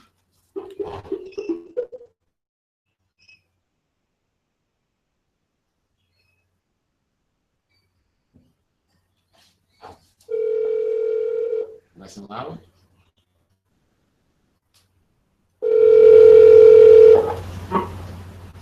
Hello? Hello, Cherie. Hey, Johnathan? Yes, it is. It's Johnathan. What? Are we still hanging? Hey, this is Cherie. Hi, Cherie. How you doing? Doing good. How are you? Cherie, I am rolling. Do you hear me good? I sure can. Oh, that's great. That's great. I first want to say thank you very, very much for wanting to speak your part, your side of this story with me. I know that you are, from what I can tell, you've been a very gracious grandmother and mother to your daughter, and it's a damn shame of the nonsense that we hear from her. She contradicts herself every 6 seconds, and she's a prolific liar. But nonetheless, I still thought it would be a great opportunity for you to say your side of the situation and your side of the story. So I'll let you start off by saying whatever it is that you want to say first. All right. First of all, I want to say thank you for staying on top of this and helping me out with the situation, because sometimes as a parent, there is so much, that I can do. There is a lot more that needs to be done in her situation. I have tried my best, because I took her kids to school. When they first started school, I took them to school. She had no interest in doing that. And I will confess, guess what? I was a mean grandmother when David and Danielle were here. Guess how me? I forced them to go to school. And they weren't used to that because they had lived with her for a couple of years and she let them take off school. So they're very far behind kids their age because she has allowed them to miss so much of their school for years. So, for example, in 2014, when she allegedly homeschooled them, they only did 3 months out of the whole school year. Wow. And the homeschool kicked her out because she wouldn't check their work. Wow. And then also while in homeschool, they were forced to watch Jacob. So you know that if you're like working from home or doing, like a university classes at home, you can't really learn if you have a distraction of trying to watch, a 1 or 2 year old. Right. So that wasn't fair. So now Cherie missed school years because of her, living in her car, living in motels, being home shelter, all of that. And I am really pissed about that, because especially for a young man, an African American man. Right. She has him in drug activities, making that a priority. He used to want to be an artist. And it was his goal. There's a school here, there's a school of the arts. He wanted to go there and into the Art Institute. She completely destroyed that dream. Jeez. She has him focused on drugs now. So I guess her plan is to, have him drop out of high school like she did and just be dummies. So I'm really upset over that. Cherie, tell me, what was she like growing up as a teenager, young teen, preteen? I had to. What with a lot of teenagers, and I'm not perfect. She's not perfect. I'm not trying to throw her under the bus, but I don't like it when somebody lies on me and people believe it and they don't get to hear the other side. So I appreciate you having me on. When she was a teenager, she got in with the wrong crowd. She you know, met her boyfriend, and that took over the priority of school, you know, after that. So eventually she dropped out. I begged her to go. I was like, you know, you're going to miss your prom. You're going to miss, you know, like being in clubs, cheerleading, all the fun stuff that, you know, goes along with being in school, you know, all the activities, social activities.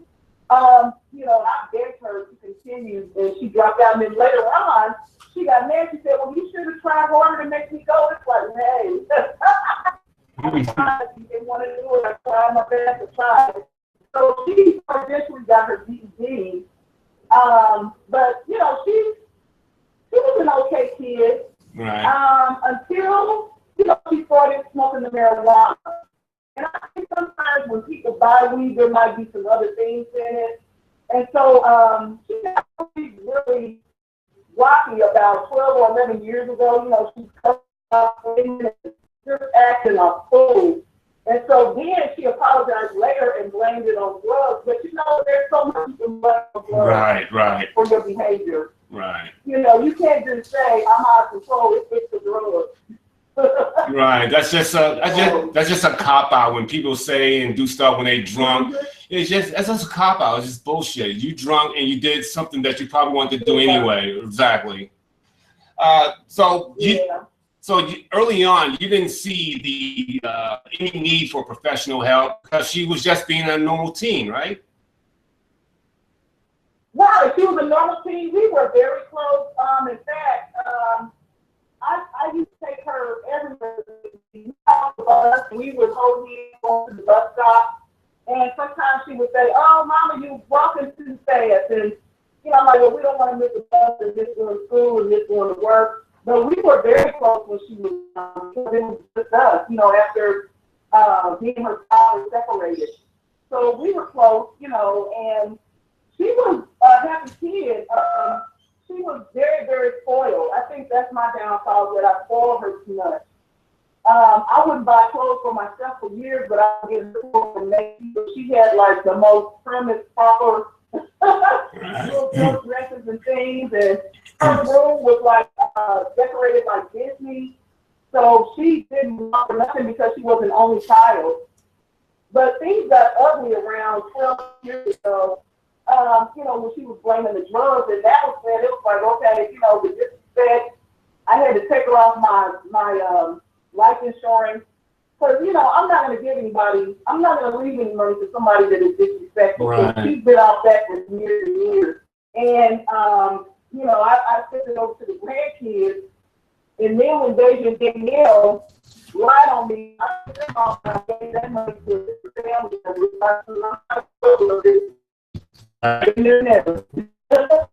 Well,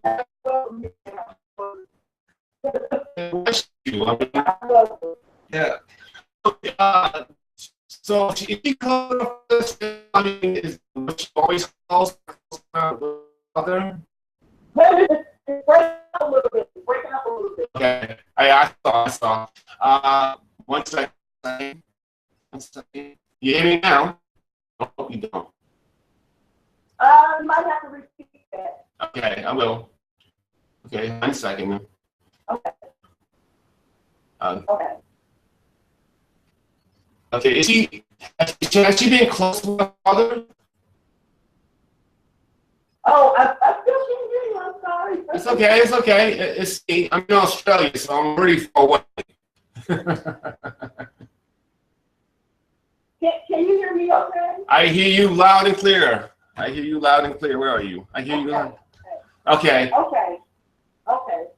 How's if you want, I can tell you more about her growing up. But she was a sweet child growing up. I think the change happened, and you know that happens with a lot of girls once they get their first boyfriend, and they go from being a sweet little girl to, you know, somebody that is sexually active and just into you know, a boyfriend. Right. You know, it's happened to me. You know, it's just human nature. Right. So, you know, anyway, that's a normal change, but I would say the need for help, I think that started like 12 years ago.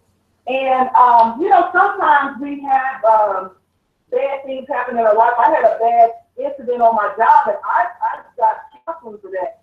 To me, I think it's if you have a problem and you don't seek help for it, whether it's a physical problem, whether it's a mental problem, you have to be true to yourself and just say, hey, Cherie, you need help with this. You need to go to the doctor for this. Or say, well, my mind is different. I can't handle this. Let me go to counseling, because their job thing sent me to a counselor, and, I had to work that out. And actually, the counselor that I was going to, I wanted her to go there too, because that was when I noticed that she needed help. She needed help. She needed to talk to someone or maybe get medication or something like that, but she refuses to go. Right. And this started when she, this is late teens, mid-teens, late teens, that you asked her to see a counselor and she refused to go. Yeah, actually, you know what I'm going to say is that actually the problem started, and she lived with me, her and her kids. And, if she wasn't going to take them to school, then I had to do it. So I kind of took over her being a mother. Wow. But still, there's no excuse. You should know that your kids need to go to school. But I said there had to be some kind of disconnect. I would say back in 2007, because she would not take her kids to school. I don't care what you said. And we had an argument about it. I don't need to take my kids to school. Don't do it tomorrow. I'm going to get them and take them to school. So I get up and, Tyrese gets up. She's still sleeping. I'm like, baby, come on, let's just go to the bus stop.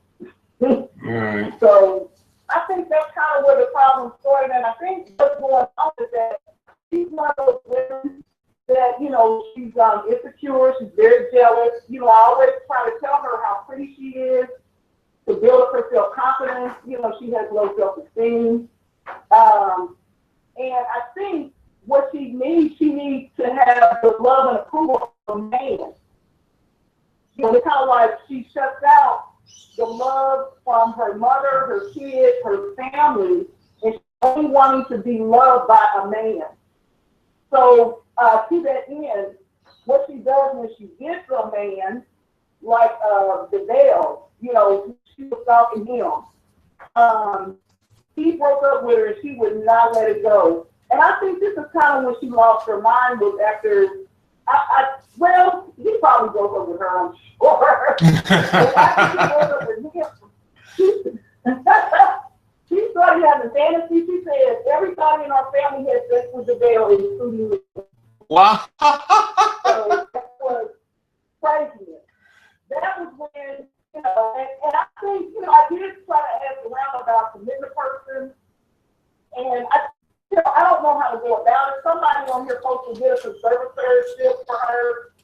I don't know. All I can do is just, say, hey, why don't you come to this council with me, or instead of doing that, just making sure the kids went to school. What happened was she met this other man. He was a Native American. All right. And I heard about him when they lost the baby. She had a miscarriage.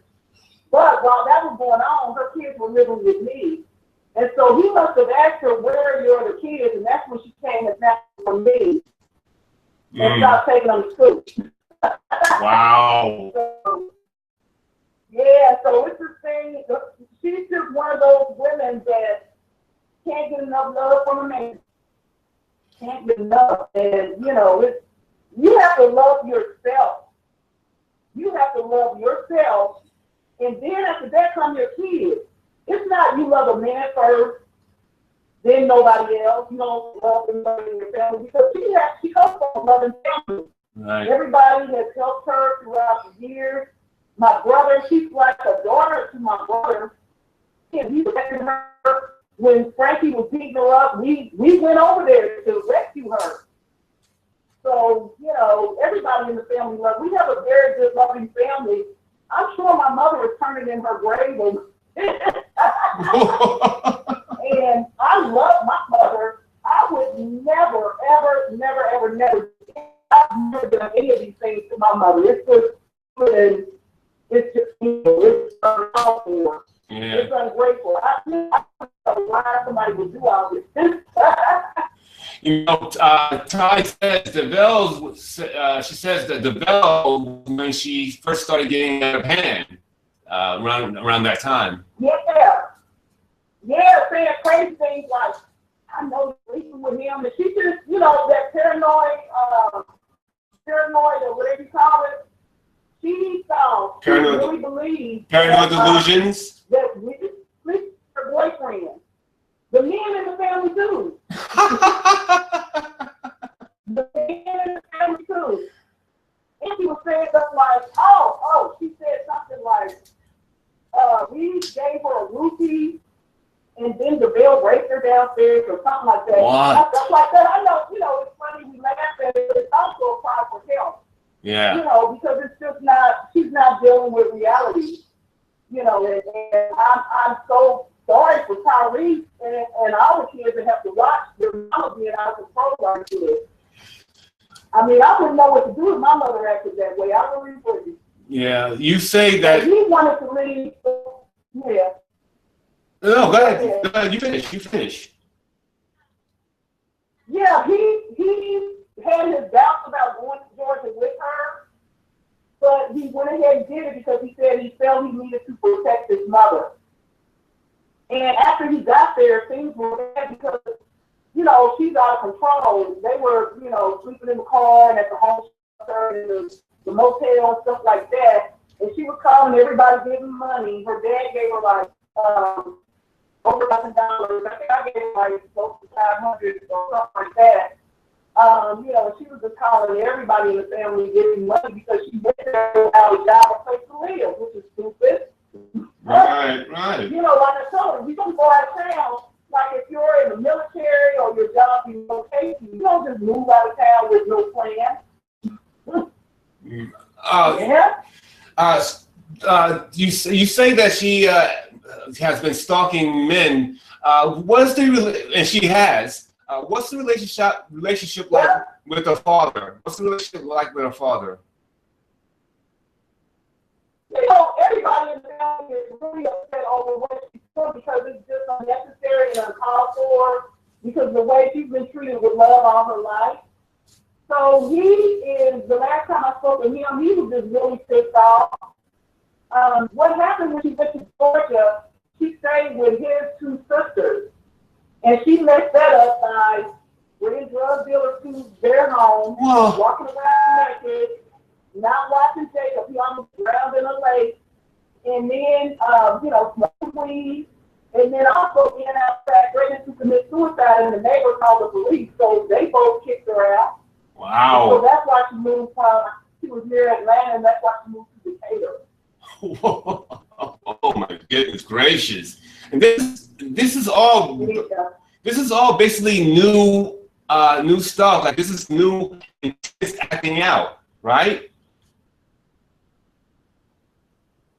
New stuff you mean for her? Yeah. This is like the most intense it's ever been. Is that about right? It is, yeah. This is the most intense it's ever been. And this is your law against people. I mean, can you imagine if Hitler was on YouTube saying, I'm going to burn all these people in the oven, or if Susan Smith was on YouTube, I'm going to kill my kids one day. To me, that is so sick that she is allowed and honest to showcase her child abuse. It's sick. And, you know, why would somebody do that? It's like, aren't you aware that you're abusing your children? How do you put that in the public? You should be ashamed of doing that. But here you are, you're posting it. All right, so what do you guys believe is wrong with her? I think it was just something that started small, that just built and got out of control. And she was a grown woman, and you know, it's kind of like if she were a child of somebody that I could control, I wouldn't think that. But you know, I mean, really, for grown up. What can you do? You know, I did what I could. I did report the kids not going to school to family services. She also, but she has like complaints in 3 states now. Other people complained about her because she didn't have school for the kids, things like that. And also, you know, she doesn't watch her kids. She's totally obsessed with just the social media. She totally is doing makeup. She wants potty train them. She won't, you know, do anything with, you know, she's kind of like, I'm not going to say retarded for his age, but if somebody normal was raising him, he would be more, just up to speed with other kids his age. Because, with kids, you have to talk to children. You can't just ignore them all day and those videos. You have to spend time with kids, build relationships. Not just have them so you can get more food stamps and more sex. Exactly. It's kind of like, don't have kids that you don't want to raise. She's, and then she's talking about she want to get pregnant again. It's like, this should be allowed in that. Definitely should. So the child authorities, what do they say? As you just finished saying, she's had 3 cases in 3 different. I mean, she has 3 situations in 3 different states. So what does she do when child authority comes into her place? What happens? She bragged about hosting her kids tonight. And I don't know why they have let her get away with this. I mean, this is something that they can stop now because this is like just a tragedy waiting to happen. So the kids, Tyree called one time, he was sick of it, he wanted to come home, and I was going to send for him. But I think what she did was she got on an Xbox or something that, keep them there, motivate them to keep them there. So, does she run out? Does she run out like sometimes like she'll leave the state from time to time? No, what happened was she was in Kansas City, and then she was paying this guy on Craigslist to get her pregnant, and she lived in Lawrence, so she relocated to Lawrence because he was there, the person she was paying to get her pregnant. Right. And so then she stopped him, he didn't want her, and so, I guess by the time she got that hint, maybe she, met De Niro, and I guess it was on to the next person. But I should tell you, Cherie, she never actually met De Niro. I know. That's crazy. Why would you relocate your family, get rid of all your furniture? You haven't even met this person, and, you don't have a job or a place to live, but yet you don't follow some man you don't even know. Cherie, it's worse than that, Cherie, it's worse than that. She had 1 phone conversation and 3 back-to-back text messages going back and forth to one another 2 years ago. 2 years ago. That is the extent of their communication with one another. But see, what I fear? That's desperation because there's no self-love. She's so desperate to try to get the love of the man. But the problem is that with her behavior, no man is interested because she's not about craziness. I agree. Nobody. It's craziness, it's drama, and really somebody that, if I want a relationship with somebody, I want somebody that is calm, collected, got their act together. They're not on, YouTube all day, looking out for others. They're not, abusing their kids and then filming it on YouTube. Don't nobody want a person like that. No. And like I said, she's a pretty girl, but her mind is jacked up. And, it takes more than looks. It takes more than looks. You have to be able to talk to somebody instead of, what she's doing now, she's telling this is red. She's saying that she married him, which I know is a lie. See, that's delusional. That's delusional. It's kind of like, okay, move on, because she has held a job before and led a normal life. She knows that. And she knows how to act right. Right. She worked for the IRS. So she worked, as an apartment manager. She knows how, but what? I think you mentioned this. She wants somebody to take care of her. So she's going to sit on her ass, get no work. She's going to sit there all day and just do hateful videos instead of being productive and taking her kids to school and raising her son Jacob. Yeah. All I really try to do mostly is just bring some eyes to her, bring some like a mirror to her face and say, look what you're doing, look what you're doing to your kids.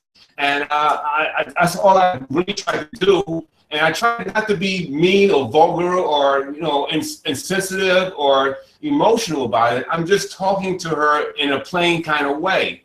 And that's all I really tried to do in this situation. I know that she has a lot of friends that would talk to her. I know she doesn't have a lot of friends, period, at this moment in time. But has there been anyone in her life that she would kind of listen to? No, because right now, what she does when she thinks she has a man, whether she's paying for somebody like on Craigslist or she has a crush on somebody like the Nero, she'll just put her family in the wind. You know, it's like with all the family members right now, you know, she's cursing them out like my niece, my brother Ben, my sister Brenda. You know, she's putting all the paper stuff on, you know, on YouTube. And the problem is that what she'll do, she'll mix in the lies with the truth. And so people that see her videos, think that all of it is 100% true. Like the one, you know, they were talking about, I'm an abusive grandmother. Okay, well, you know what? Guess what? Family services gave you back, so that whole video was a lie. You know, it was coaching Danielle to say this and that. Cherie, so, Cherie, let me first tell you, most people do not believe her. Most people see the contradiction in her arguments all the time. She has a history on social media of this outright lies, and most of it is it's always contradicted by herself. Sometimes a sentence later. I mean, it's all her fanaticism of these lies. It's just insane to me. Yeah, now she passed that down to Danielle. She's made Danielle like her, you know, a liar on social media, which is to me being a loser. My mother would never have done anything like this. I mean, can you imagine that? Your mother is telling you to lie on your grandmother and, you know, sit there and lie. And, you know, that's like putting a kid on a TV show. Here's over here and lie about so-and-so. Right. So tell me, what... Like me. So tell me again, what's the biggest, why she's having this situation? What's going on now? Why she's acting out and saying about you now?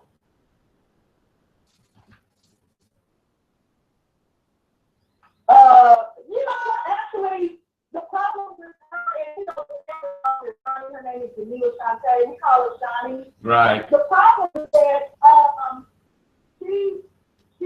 she knows that I really don't care. This is the crazy behavior from her. She's been doing crazy for over 12 years. So I don't even care what she told, because what she doesn't understand is you cannot take away another. I told her, I'm happy with my life. I got, you know, shows I like, food that I like to eat, and, you know, fixing up my home, and I love my job. I love my life. I have a purpose. So there are no words that she can ever say that will kill my happiness and my love for myself. So she's wasting her time. You know, because love doesn't come from other people's opinions. It's like she needs to have more self-esteem and a better opinion of herself, instead of, you know, she's relying on De Niro to give her that, you know, that love and that strength. And, you know, so she's thinking, well, I'm going to say all these bad things about my mother. I'm going to make her sad. It's like, honey, I refuse, absolutely refuse to let, you know, and that's just, I don't even care. I mean, it's like, honey, fix her stones. You'll break her bones, honey. Say whatever you need to say, just say it. Because I'm old, I've been here, I've, you know, been through the dozens. There's nothing she can say that will hurt me. And the problem is that with her, like I just gave her money through Western Union March 26th. The problem is that since she's not working, she's going to run out of money. And then she's going to have to come crawling back. Oh, can you send me $50 to pay? She's getting her own grade. Yeah, that was one of the things that I was saying to, I've mentioned a bunch of times that because people care about her in her life, they enable her at times as well. I mean, I guess that's you're not sure of everything that's going on in her life, but a lot of it lately has been played out in social media, and you can see there's a lot of things that have gone wrong, and every once in a while I can tell that someone sent her money or something and helped enable this bad, outrageous behavior. Yeah. Yeah. So we. Yeah. When she got there, she said everybody in my family for money. So, I'm just waiting because it's kind of like, okay, 4 days after you call. Well, the reason we called them first on me is because I asked Frankie for financial support for the kids because he was demanding child visitation rights. And I was like, well, you're not even paying me any money, neither one of y'all. So guess what? I'm going to get child support from both people. And so that's what pissed her off. And she was like, he don't have a job. He can't pay no money. And so next thing I know, to retaliate against that, she called family services and laughed and said stuff like, my child work and I didn't give him any food. I was beating him. What else did she say? Oh, she said I was terminally ill. So anyway, I gave them the right information. I gave them food to my doctor, and they, just found out she was lying. And, it's kind of like, okay, well, so now you're just going to keep lying about something being called lying doing? You're going to keep lying about it? So you already know, and sometime when this anxiety comes down at some point, and the realization sets in that she has no money, you already know that she's going to be asking or crawling back to you, asking for a handout. Yes, and I'm not going to do it. That was, before that time. I just put up with a lot of things, and there was been, like, 1 year, I didn't speak to her for a whole year. I didn't let her in my house, because I think it was back when it was like 12 years ago, she got really disrespectful. I've had to call the police on her because she has a very violent temper. She wants to fight, and I'm like, I'm not going to fight you. I'm not going to go myself to your ignorance. So, this time she's just gone too far, and there's no turning back. Me, when you start putting me in legal trouble, that's it. That's it. I'm done. You can do a lot of things, and I'm very calm about it, and not calm, but maybe I'll take a year or so to forgive you. But that was the final straw. That was the straw that came. So I'm not giving her any more money. I don't want to see her day or Danielle. I still know my daughter. She's my boo-boo. I love her with Jacob. And I think, we are so close. We bonded. I love that boy so much. So I just hate to see him suffer like this. But yeah, there's no coming back from that. You call the police on your mother with a lie, and you call them with a lie. That's it. We're done. I mean, Kaylin, a couple of years ago, I told her, I said, Kaylin has always been to me, we talk for hours and hours, and I was like, if you are like a daughter to me, can I make you my honorary daughter? And, she knows how to act like a daughter. Right. She wasn't raised like, with wild baboons or things like that. She knows how to act normal. She's refusing to do it. Right. A quick question to go backwards. Has she ever been molested, as she states in her video? Yeah, now what happened was she was at the father's house. She didn't tell me about it for years, but you know what? I was very defensive of my little Shani. I would have called the police. In fact, what happened was, that's something that I also did, either with my daughter or my granddaughter, because they have a cousin who tried to molest them, and, I jumped on that. I was like, okay, what happened? Let me call the police. That's something I don't play. If I had known, I would have done something about it, but she didn't tell me about it until years later. Okay. And this was how old? But it wasn't like, she put something. How old was this? How old was she at the time? I think she said it happened when she was around 12, I believe. But she posted somewhere that the way she posted it was that I let multiple men rape her. Right. No, multiple men rape my daughter. I was killing them. Yeah. No. You can rest, Cherie, you can rest assured, most people do not believe her. They're seeing the contradictions, and it doesn't make any sense.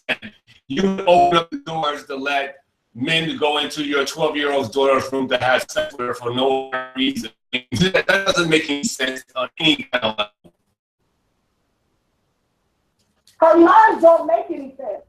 No. The things that she lies about, they're preposterous. They don't make any logical sense at all. She's saying Michelle don't work. Okay, so I've lived in 2007. So you can't out this dance. I mean, you know, if somebody lies like that, tear it apart if she's saying that doesn't make any sense. They're not lying. And also, if it didn't work, why was the kids here all those years? Right. No, you put the shower. She was the one that opened the shower door. So why would you sit there and lie with everybody in the family? No, they're lying. Right, right. I think everybody does.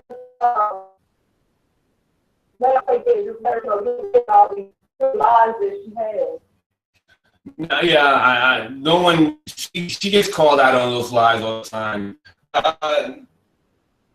What do you think of the kids? I mean, because Shawnee's always on the internet, very prolific, embarrassing herself, not only in her vocabulary, which is over, and so many activity and talk. What do you think is happening to the kids in this being in this situation?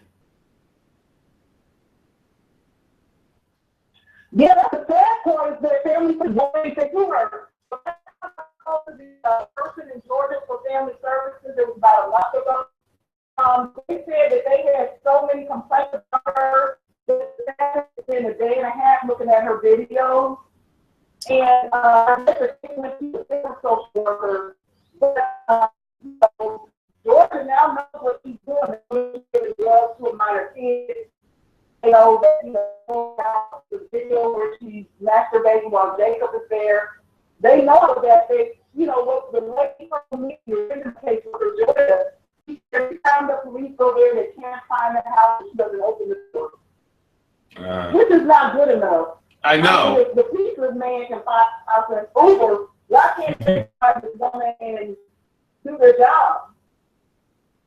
Yeah, I am always. I understand CPS and the foster care system that's overcrowded with Black children. I totally get it.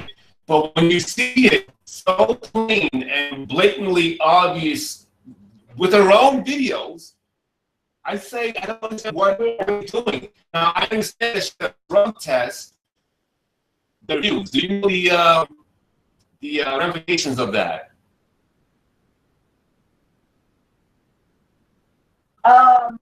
Wait a minute, can you repeat the last part? I'm sorry. Okay.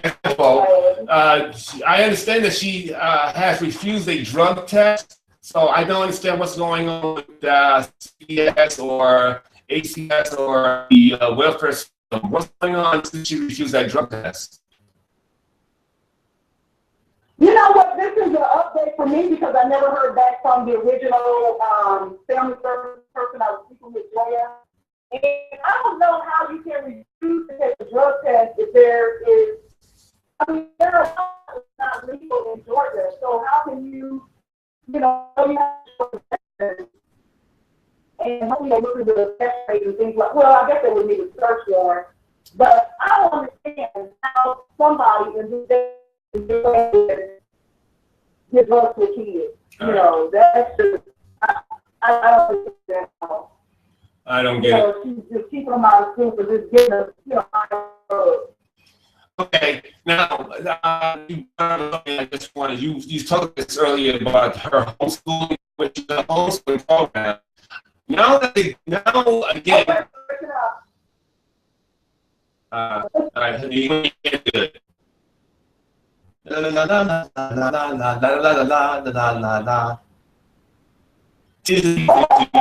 Okay, you hear me? Kids eat a lot because of mommy's antics on the internet. Oh, wait a minute, say that. I'll heard you. I can see that I'm messing up, so I'm gonna let it clear up a little bit. Okay, here we go. Do the kids get teased a lot? Do you know if they get teased a lot with money on the internet and all various types of dress? Was she teased a lot when she was a kid? No, the grandkids getting teased a lot with the way money is on the internet. You know about that or not? Or the women being teased a lot? Yes. Okay.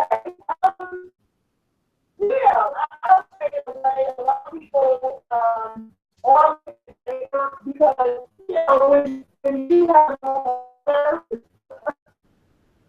you know what normal kid looks like, or act like, or how they be, or how they are to be other times. So we are behind, you know, we kind of look at it and say, wow, how'd that happen? You know, and I say,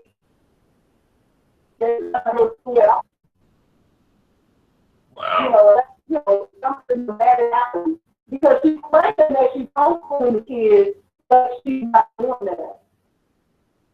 She doesn't work. She doesn't care. Doesn't care at all. Yeah. A lot of times, in her room, outside, just, you know, TV and playing my classes, playing Xbox, even if they're supposed to be doing homework. And they have to clear all people. She'll have them, she'll tell the girls, walk to Walmart at 1 a.m. and buy milk. Instead of her getting up off her lazy butt and grinding to take a milk, she had her daughters at 1 a.m.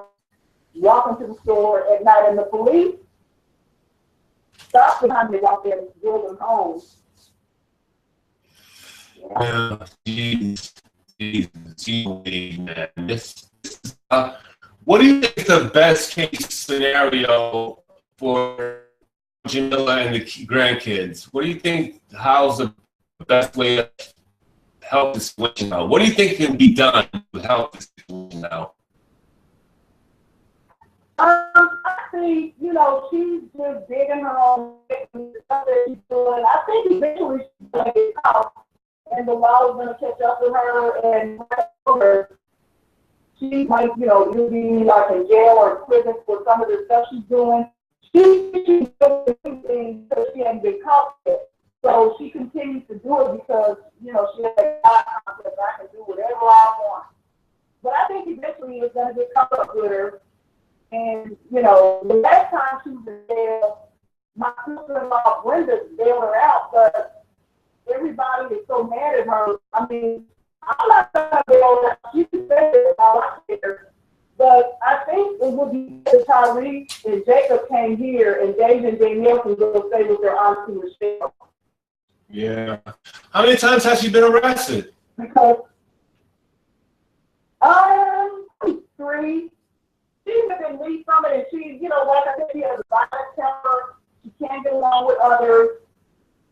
So she would cuss out the neighbors. You know, this is what she did. She thinks she can disrespect everybody. So she cursed out her neighbors. She was probably threatening to beat them or something like that.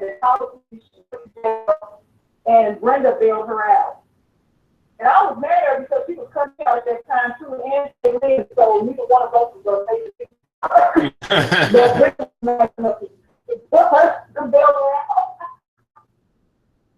So she's been arrested 3 times for violent offenses? I was for, you know, an altercation with the neighbors. I felt like one time when it was like a ticket thing or a car ticket. Okay. But yeah, but she it's like I told her, she needs to follow the rules of society. You know, she has a problem with that. You know, she thinks that she's almost 40, and it's kind of like, okay, I think right now she's stuck in time because of the narrow situation.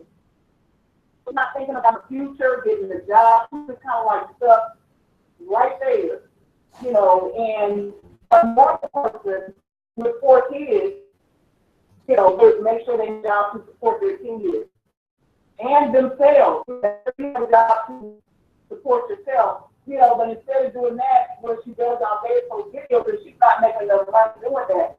So she, you know, due to not being able to hold a steady job. And you know, she's headed there now because she doesn't have a job. All right. She's not married. There's nobody to take care of her. There's nobody to take care of me. So, All right. Do you mind if we, you and I have another interview tomorrow morning? My morning, your tomorrow night. I want to put this on. I want to put this on video that for me, that way I can put it on the internet and not part of the Google Hangout. Because I want a separate interview so you can be heard. Every word that you say be heard, and then also like we are on my show now. And because some of the show is breaking up, so I'd like to do a separate interview with you tomorrow. And then you probably say some of the same things you're saying now. And then if you want to go on my Google Cast, my show tomorrow night, then I'd love for that to happen as well. I'll have to see. Today and tomorrow, they're my days off work. And tomorrow, shout out, y'all, watch Johnathan with that PJ. I gotta watch it. I gotta watch my JPJ. Yeah, all right. So, my final word that I want to say to my daughter, you know, I tell her this all the time: be happy, love yourself. You're a beautiful girl. You know, if you calm down and just love yourself, you're gonna get a man. You know, you don't have to possess yourself. So, you know, be happy because life is short. I tell her that all the time. Life is short. Life is short. We don't know. You know, I was glad when I was 16. You don't know how much time you have. So, I like this. Living in, you know, being in a hateful environment where all you're just doing posting hate videos about your parents all day. What does that accomplish? I mean, right. And I agree with you. A couple more quick questions. Are you familiar with autism at all? Do you think that Jacob suffers from autism, perhaps? No, I think he's is that, you know, she doesn't talk to her kids, you know, because that's something that I did with her when she was a little girl. From the time that child was born, you talk to them, even if they're a baby. I don't care if they're 1 year old, they're 2 year old. You talk to them because that's how they're going to get their communication skills. But, you know, like I said, she ignores her kids. She's in her own world. She's very selfish. She doesn't talk to them. I don't think he's autistic. I think that, you know, he just didn't, you know, it's kind of like a child raised in, you know, with wild wolves where they never heard human communication. There was just no communication. So that's what's going on. Okay. And so hopefully if he goes to school, if she'll let him and be around other kids, he'll change. He's young enough to change. I still have hope for my baby Jake. I hope so too. And does I know Jamila is violent. That's something I stated even before I even knew for a fact. But has she on the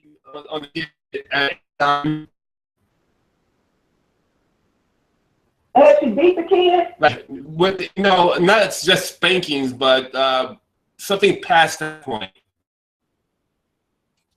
Yeah, that's why David and Danielle came to live with me. Because, well, you know, David and Danielle, they're teenagers now, so I know they're a handful. And I know that. And, you know, that's part of your job as a mother, that you got to deal with your kids, even when they're almost 40, like Shani. So they were a handful. They didn't like the situation in large because, you know, her situation made them living in hell. Where they, you know, they were snatched out of school with other kids. They were just sitting around at home all day, you know, not doing any schoolwork like other kids. And so on 3 occasions in 2015, 3 times she called and said, come and get these goddamn kids. 3 times. Because she was beating them. and they were fighting and this that. And so, you know, then she, you know, they would call me up and would be screaming and arguing and kind of getting my kids. And so, you know, they happened 3 times. On the 3rd time, I asked her to go there and drive there and get them. Had to pay them gas money. And they drove all the way to Lawrence. And then when they got there, she almost changed her mind, but she went ahead and sent them because she knew she was about to move to Georgia. And she probably thought De Niro didn't want 4 kids. So that, you know, and actually, she could have picked them up on her way to Georgia, but she did not. Because she drove there, she could have picked her girls up. She did not. She abandoned them. Right. That's what I've been saying. I mean, everything that you just finished saying, I suspected and have said for the last 2 years myself. You know, I've been pretty. You just validated all the things that I've ever said, and I hate being this right about it, and you had to live it, so that must have been really heartbreaking on one end and very annoying on the other end. You know. And it is because, you know, me and the grandkids were so close because they lived with me. I took them to school. I went to the school if the teacher called and this and that. You know, Danielle even got perfect attendance. Can you believe that? I know, right? I had this right by my desk because I'm going to always remember that. I went to the bus stop. I made sure they got up and got dressed because one school had uniforms. So I did all that for them, you know, and then they have that, mostly it's Danielle Turner. I think Deja is old enough to know that, you know, her mama's kind of crazy. Yeah, so it's mostly that Danielle. But Danielle is really going to be like her because she's kind of out of control. She was, you know, talking about her YouTube channel, and then she would always ask about getting pregnant. And then I'm, you know, saying, no, you need to go to high school. You know, in order to get a good job, you need to graduate from high school. You need a diploma. You know, in fact, if you go to college, you're going to make more money. So I'm always talking about that. But he's always like, I'm just going to work on YouTube when I get older. What? And, you know, Shani is kind of like, yeah, she's like, I'm just going to work for YouTube and post videos. But that's like her mother. And I think Danielle is kind of thinking that she's going to, her life is going to be getting pregnant, getting on Section 8, and food stamps, and just sitting around posting videos all day. Wow. So she doesn't have a lot of motivation to do anything better other than what she's seeing her mother do. Yeah, oh my God. That's what I was afraid of. I was so afraid of that. Yeah. And I can see the girls even if they hated and resented their mothers and some of the actions that their mother does, because they are around it so much, and it's so big that they would actually mimic that behavior. And I was so afraid of that. And you're already saying that's kind of the case now with one of the girls already saying some things that are, I'm just so concerned. Because that's not a life. Like you say, like you and I see things kind of the same way. The big picture is you need to be able to do for yourself. And you need to learn. You can't be a baby's mama and try to live off the system. That's no life. That's not a life to be proud of. I'm going to ask you a few more questions. I hope you don't mind. Okay. I know this is not part of as a matter of fact, I'm not going to get Jamila's sexuality has been talked about because she says that she's into women one year and then she's into men, stalking men like crazy the next year. And then, I mean, her sexuality is all over the place. What is that all about? I think what happened when she said that she got rejected and just said, oh, I'm just going to go with women now. I think somebody rejected her. I don't know if that was Jacob's daddy or somebody else, but it was kind of right around the time when she said that. I think she's totally in the Yeah, and I understand that she does want to have another kid. I mean, that's probably, you know, I can see her doing it out of spite, basically. I mean, because when you're pregnant, everyone looks at you and she gets so much attention. Do you think the attention is a part of the problem as well? It is, and you know what? Actually, when she's pregnant, her personality is a lot better because thank goodness she's not smoking weed and drinking while she's pregnant. So her personality is a little bit more normal when she's pregnant because she's not doing the drug stuff. But you can't just live a life of just getting pregnant and then you know what makes it so bad, she's not taking care of her kids. So why are you having all these kids? Yeah. What other drugs do you think that she's into now? I mean, other than, I know she drinks lots of boxes of wine and weed, but is there any other drugs that you are aware of or think that she does? I think that's all she's doing, but you know, sometimes with weed, which I don't smoke weed, I never have. But I think they sometimes they put like, it's either wet or water. I don't know because I don't smoke it. Right. But I think she might be getting something stronger that, you know, could make her act a little bit crazy. But in the end, you can't blame drugs on your behavior. Right. Because I can't, you know, say, oh, you made me do it. Right. Because I've actually seen her. I suspect that she is doing cocaine from time to time as well. I saw her put her head down once and then lift up and like she was sniffing cocaine. So I do, and I'm not saying this just to be outrageous, but I do think that she has done cocaine from time to time, especially recently as well. I think I've seen her recently do cocaine, but she won't admit to that. I'm just concerned about the fact that her drug use seems to be so prolific, and it seems like she's doing more and more. I guess that's a byproduct of her not being happy with herself. But what can we do to make her happy? What would make her happy? The only thing that would make her happy is a man, but she's actually too crazy for anybody to be interested in her.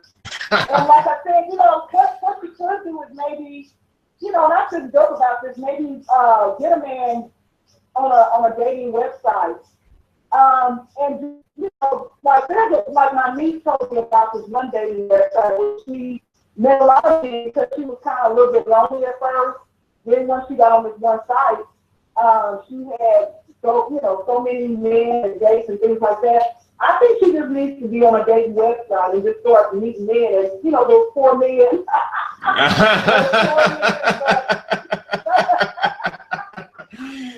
Oh my God.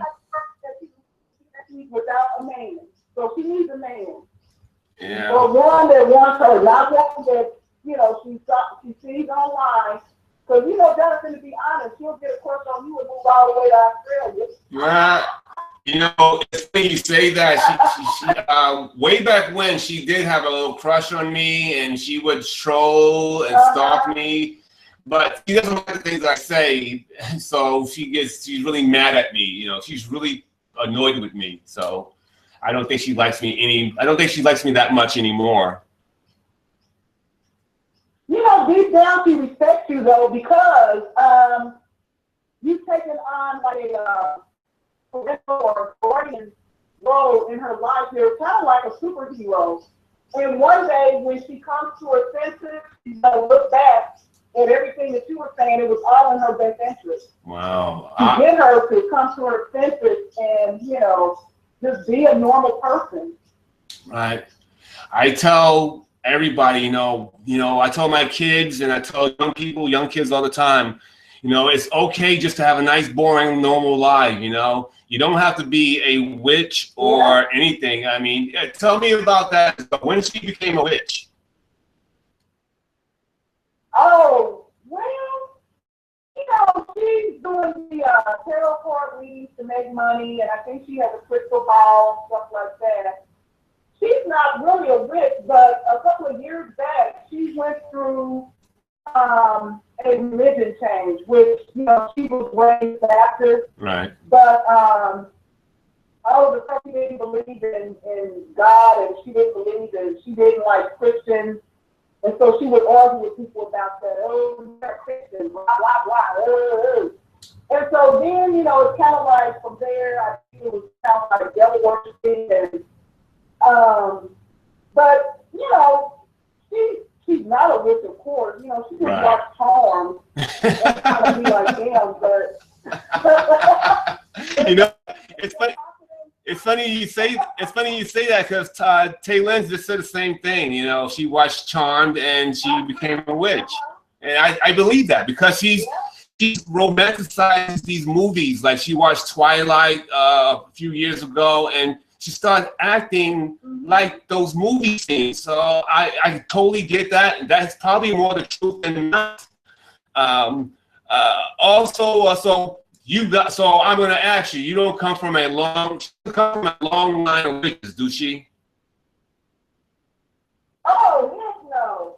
No, she has an uncle that's a famous pastor in our city, and I'm not going to say his name because he's besmirching our family name. Right. But yeah, we're Baptist, and she has that used to be.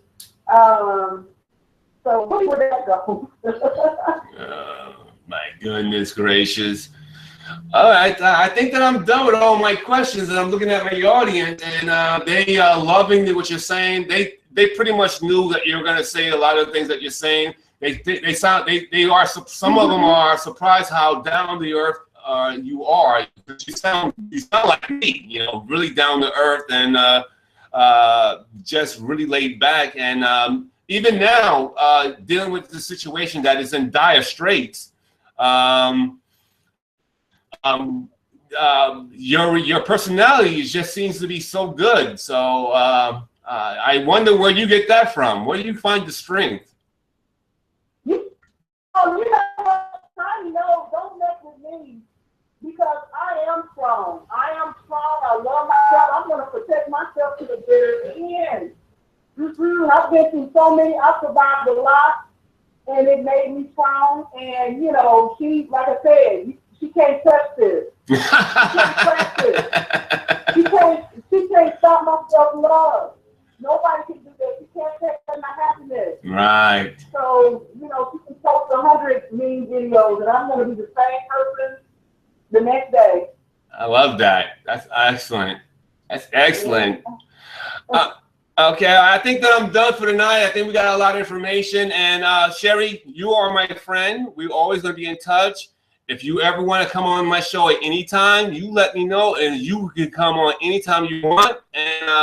And I can also talk to you off the air and personal and stuff, and we can talk about stuff. Maybe I can help you out with something, or we can maybe try something like help out the grandkids by sending them money to something like not just you, but maybe me and my audience can send the kids money. But I don't want to send it to Shawnee and and she smokes it up and whatever she does with it, because I don't trust her. I don't trust her at all. So I don't either. Yeah. I don't either, yeah. And you never spoke to Alexis, right? You never spoke to her. I did, and you know what? I'm just going to apologize for my daughter acting a fool and stalking her son, and, you know, she's caused a lot of hell for both of them as well. Yeah. All I can say is I'm sorry about that, you know. Yeah. Mother to mother. You know, we all what is best for our kids, so... You know, it's a shame that she got, you know, just the lessons met her, you know, and had to go through, you know, now we're all going through our crap because of so bread. But, you know, I don't know what her motivation is. She's not going to do anything like this. And one day, when she wants to have a job, the problem is that she has all this negative stuff on social media, and jobs check that. Right. So it's like I told her, you know, if you get a job, I'm a friend. Just keep it up. It has been, Cherie, it's been an honor talking to you. I am so thankful for you to stay aside. I pray for you because I know it must have been some hellish times these last few years with your daughter. I don't understand. You probably still don't know what happened. So I am definitely your friend. I can help you with anything. If you ever want to talk to me, all you have to do is hit me up, and I'll call you. We'll talk about anything you want to talk about. I am truly your friend, and I care about you and your. I care about the grandkids still. And I will do whatever I can to help those kids out. I'm not going to go anywhere. I'm going to stay here. I'm going to hold the post and hold the fort and keep eyes on that situation always. So you let me know. All right. Well, I'll tell you what, some other family members want to say their side of the story, because what she's doing is she's getting on YouTube. She's lying on the whole family. So be sure and interview Taylor. She's going to get a whole other information about her. Okay. Well, it looks like Taylor might be on tonight then in a few minutes. Okay, Taylor. Yeah, she's here. She's right here. Okay, she's right here. She's not here, but she's right here. She's right here online listening to us. Okay. So I'm gonna. Here, but she wants to give you some truth about Jamila. Oh, absolutely, absolutely. All right, I'll be here if you need me, and we'll talk again. And I'll probably have you back online and on my show once again. It's been nice talking to you. Thank you very much. All right, thank you, and God bless, and have a good evening. You too, ma'am. You too, darling. All right, bye. Bye-bye.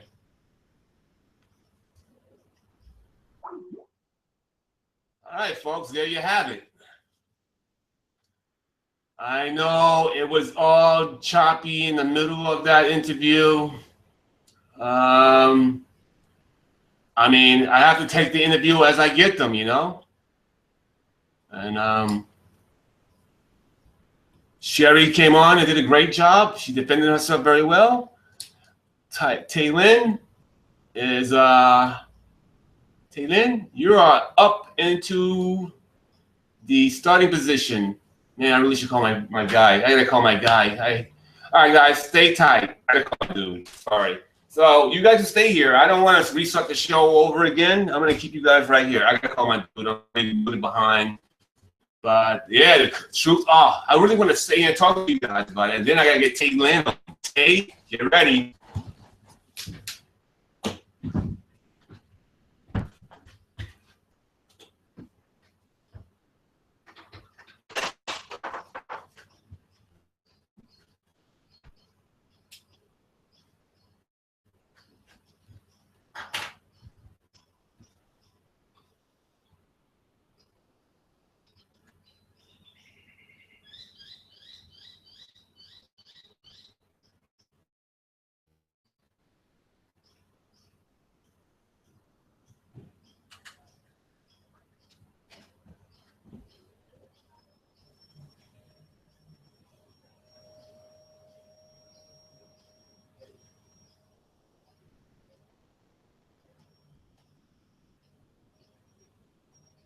Yeah, hi.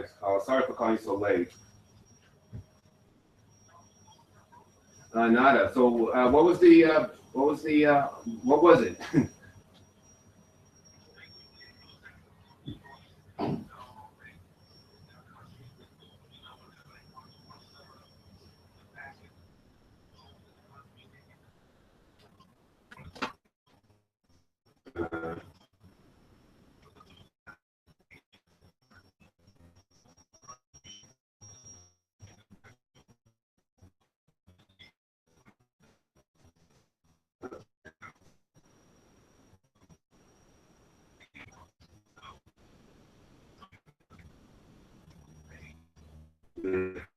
Yeah.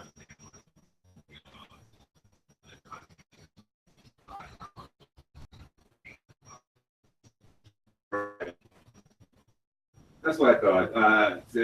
Yeah. I don't know where it's going to be. I just want to know. Something terrible.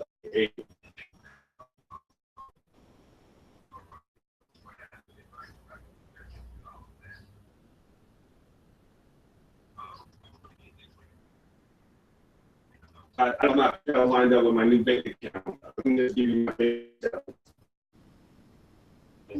Right? Oh, sorry. I don't have my cousins to line up with this account here. detail and just send it there. God damn it.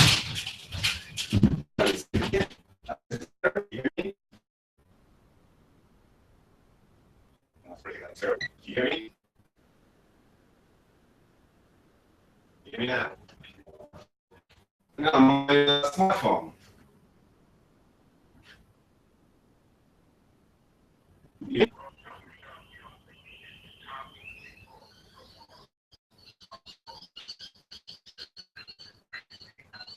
No,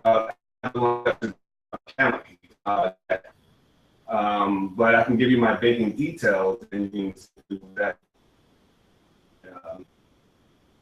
That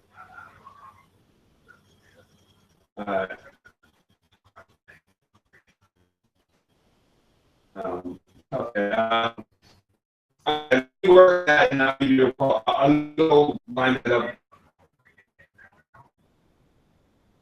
Let me look at it now. I'm gonna hook it up myself. I'm gonna do it myself now.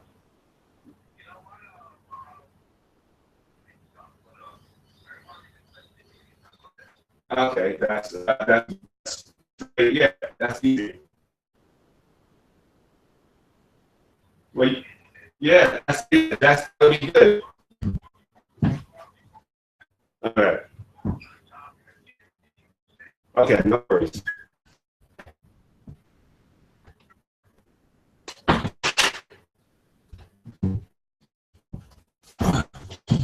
All right, guys. Give me a moment. I'm gonna call my doc.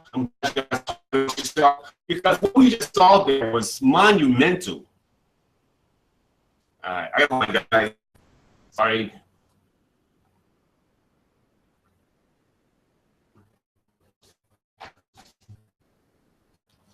Oh yes.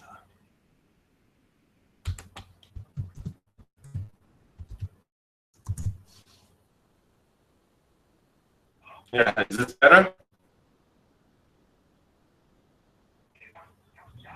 Damn it.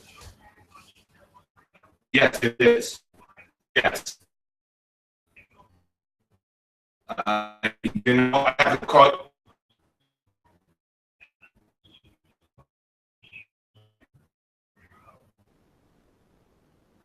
Okay, but I'm calling you tonight, so that's why. Yeah, that's the reason why I rather call you straight. Or you know what? Call me once you call me back. It'd be easy. Call me back. Okay, do that.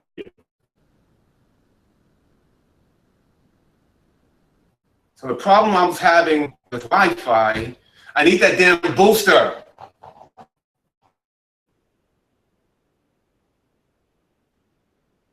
Say that, stay there. I'm gonna call you. You stay there. And I probably can just Tay, I'm gonna let you. Oh. Yeah, I was saying to you, I was in the other room talking to you, and you said that I need that room. Make the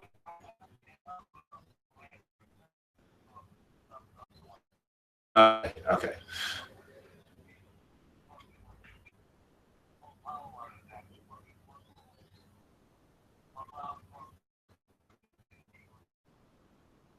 Right. Okay. That's what you.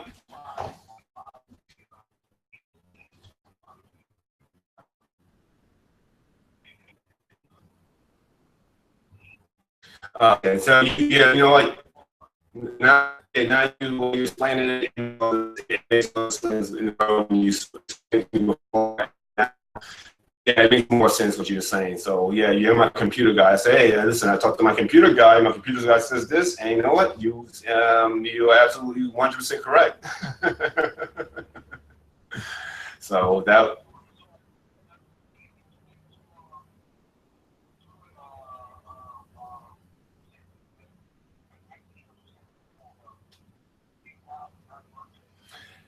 My PayPal is set up to an account that's in a different bank, and I haven't taken it off of that because I haven't used PayPal for people to send me donations and this, that, and the other. So I haven't taken it off.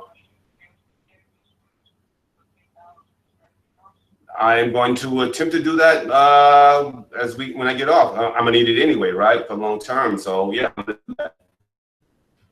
I thought, yeah, I do have a bank account.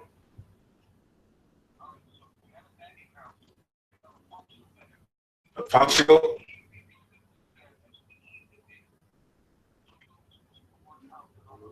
Yeah, I have a function.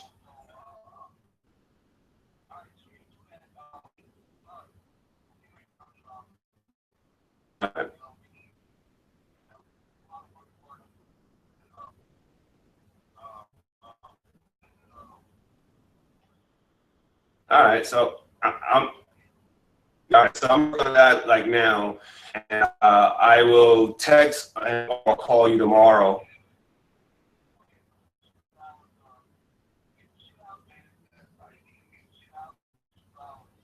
Yeah. All right.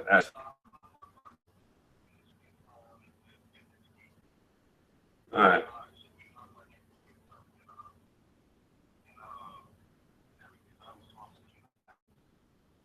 All right.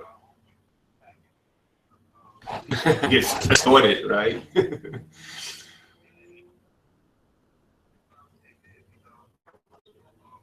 Yeah. I mean,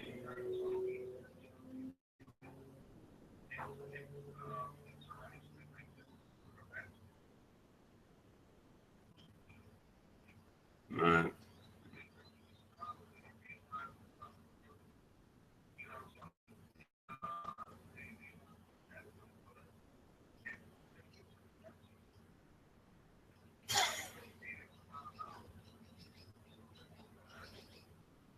Yeah. Yeah. Well. Oh yeah. Oh, yeah. Yeah. All right. So it's just weird that they arbitrarily decided this and then not that. Like when the other computer and stuff that came into the country, they could have easily did the same thing. It's a great computer, a big computer.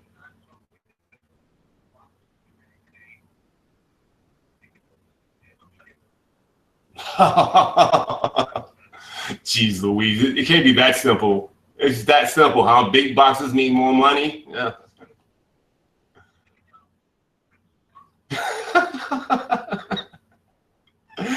That bastards. Yeah, that's,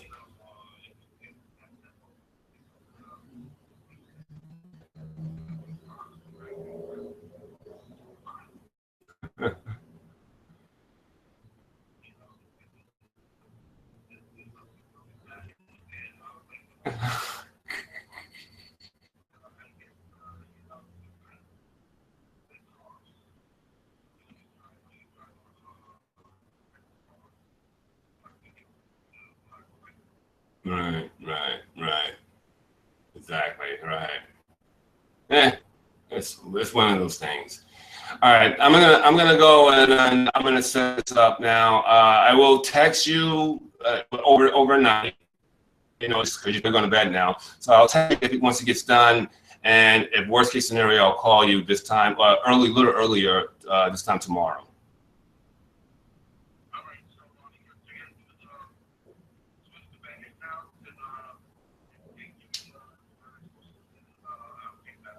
Okay. Yeah, because I still have my I still have my PayPal account, so I have that. So I just gotta switch it over. That's all. Okay. No worries. All right. I will. I'll get it out. Same. If it's morning, I'll get it out same day. No worries about that.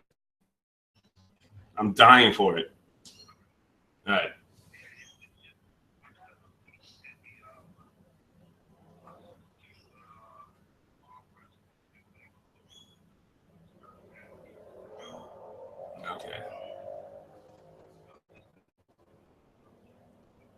Okay. All right. That's cool. That's cool. All right, brother. I'll talk to you. I'll talk to you soon. I'm not gonna procrastinate. I'm gonna work on it right now. No procrastination. Working on it right now. All right. Bye. Thank you. Bye. Oh, gracious, big balls of fire. That's my guy, man. That's a guy who believes in me. And no, Tay, I am not having Kevin Hart problems, having Kevin Hart issues at the bank. Okay, Tay, I am such an early bird. Oh, so yeah, it is late, Tay, but I'm gonna call you nonetheless. Tay, yeah, I still gotta call you, Tay. So you can put in a few minutes with me, Tay. Where are you? Tay, Tay, Tay, Tay, Tay. La la la la. There's Tay's number. Tay, Tay, Tay, Tay, Tay. Tay, Tay, Tay, Tay. Where is Tay, Tay, Tay? I love Tay, Tay. Where is my Tay, Tay, Tay, Tay, Tay, Tay?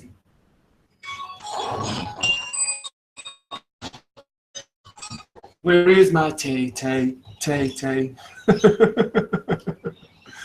La, la, la, la, la, la, la. Okay, Tay, here comes the pain.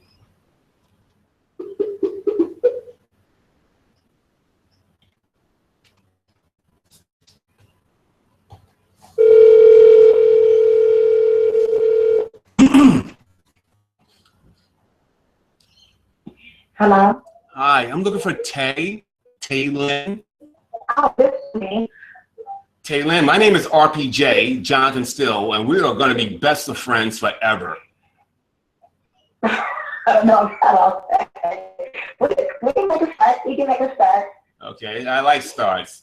All right, so Tay, I can go through the list of questions that I had for Cherie, but I want to let you have your opening words. What do you like to start off by talking about first? Tell me about your cuz. My what? Your cousin. My cousin? Oh, okay. Well, first off, she made a video. She went to the store and got some fresh fruit and all this kind of stuff, and was talking about making dinner with her kids. And so I posted a comment that said, when she makes the video that at the very least bad judgment, there are so many comments. But when she makes this one, you know, as a normal person, and no one comments on it, and all her family wants for her to be the beautiful, intelligent, charming woman that she used to be. It's from a fucking 15-minute video from that. I mean, completely trashing me. Now, everyone told me, hey, calm down. Hey, calm down. I was extremely offended. Can you still hear me? Yeah, I'm hearing you. I'm listening. I can hear it loud and clear. You're coming through beautiful. Okay, so there were just a couple of things that you got. First off, well, if no one's seen it, why am I bothered to defend it? Both of my daughters did graduate from high school and are currently in college. And my husband never came on her. He doesn't deal with skanks, even if he was to come on to somebody. He was certainly not a member of my family, and then she wasn't her family. She stinks so much like desperation that no one I know has any interest in her whatsoever. And so it's just like she came to our house one time, and like, you know, all his brothers and uncles and all that over there, she's trying to get someone to pay her attention and stick her breast. I'm like, what's up with your cousin, okay? Oh, I'm sorry, that's Johnny. What can I say? You know, it's my cousin.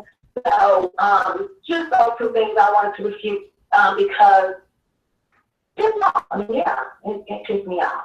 So, aside from that, I can tell you that first off, Cherie came to a very, very favorable light. Cherie was very, very nice, and considering how someone talked about me, I don't think that I would have been anywhere close to this nice as she was. But she show you the type of woman that she really is. I mean, she could easily came out and just been ratchet and disgusting as she wanted to be. It would make a lot of sense for her to be this way, but she was so nice and accommodating and played it low key. I thought she just showed her grace there. It was just awesome. Well, Cherie, Shani used to seriously for a while when she lived with her. She didn't have Jacob yet. This is when she had, you know, her oldest son and her girl. And it got to a point once with Cherie, with my uncle at the time, and my husband and I were separated. And Cherie came to stay at my uncle's house. And because she was like partially a little afraid of Shani. Shani had broken her window, claiming that some guy, the video, oh God, don't give me the video. That the video she was sleeping together. She broke her window and climbed into her house. She's like, oh, my sensibility must be out. Yeah, but your crazy is all real good, girl. So she had thrown eggs at her bedroom. I mean, she wanted to lock herself in her bed. She threw eggs at her bedroom door. And all that kind of stuff, and had Deja and Danielle join in on that as well. No, that's disgusting. That's disgusting. Cherie has never even, and all this, she's never put her out. Shani decides to leave, like she's making some grand stand, like she's been treated so badly. So, she wasn't normal. And when someone asked me, has she always been a liar? I don't know how you constitute always. Please, actually, tell me this. I'm saying it because I probably don't know that, but trust me, this is factual. When this girl was 12 years old, she met this guy that lived up the street from my grandmother. And I guess she gone to his house one night and had sex with him. And his mother came home after they were finished, and he gave her a dirty blanket to hide under in the basement. The next week, she claimed she was pregnant by him. She was rolling an empty baby stroller up the street, talking about his baby was going to be in that stroller. So this poor boy wasn't about, 14, 15 years old. He's like, oh my God, he thought she was serious. So she kept that going for about a couple of months, and then she dropped that. Since then, she had 2 other false pregnancies, claiming to be pregnant. One before she met Tyrese's father, and then she had one with Tyrese's father. And she just wanted to have a baby so bad. We always assumed she was going to be a very good mother. Like, hey, this girl, when she got pregnant, she was only, I think she was like maybe 16 or 17 when she got pregnant with Aaron. With Tyrese, not Aaron. Right. And we weren't even upset about it. Oh, thank God, this girl finally gets this baby she's been wanting. Imagine when she started to just ignore the child. I was like, we thought you wanted a baby. Yeah, what the hell? So, has she always lied? Yeah, she was always a whiny child. And this whole light-skinned, dark-skinned agenda that she's been pushing here lately. Oh. I mean, that is ridiculous. Our entire family, we're a family of color, of course. Right. My grandmother raised all of us. It was never like, oh, she's light-skinned, oh, she's got this hair, she's got bad hair. My grandmother always said there's no such thing as good or bad hair. Everyone's hair is just different. And everybody is shades of brown. It doesn't matter which shade you are. The shade, whatever particular shade you are, doesn't have anything to do with how beautiful you are. That's the way you were raised. So to hear her always going on about this, oh, she's just because she's light-skinned, and I trusted Dr. So she was light-skinned. It's just the most foolish thing that's ever thought out of a woman's mouth. Jesus Christ. I know. Yeah, she's been going off with all this colorism lately. I mean, she's been racist towards whites. She's been racist towards dark-skinned blacks. She's been all over the map. The fact that she has a baby with the white man's sperm that she went online to get. I mean, she's confused. There's a lot of confusion in her hatred of what race. I'm not even sure. When did that start? The girl is black. This started, I guess when she started making the YouTube video. I don't know. The only thing I've seen some things in the last 3 or 4 weeks that she's done. So I'm not all the way, fully familiar with everything she's putting out there. But I know I had seen her do this whole light-skinned, dark-skinned thing, and then she said, my grandma was a witch. My grandmother was a church-going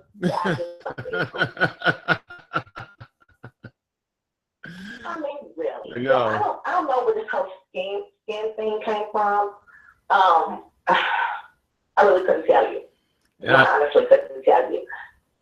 So now about her abusing her kids, I have never personally witnessed her doing that. Now, true enough, we're not as close as we used to be. We don't even talk anymore. Other than that, they had horrible voicemail she sent me a few days ago. Yeah. But I've never witnessed it. In fact, I've never seen her discipline her children at all. Yeah, I've never seen that. Most of the time I see her kids, they were Cherie.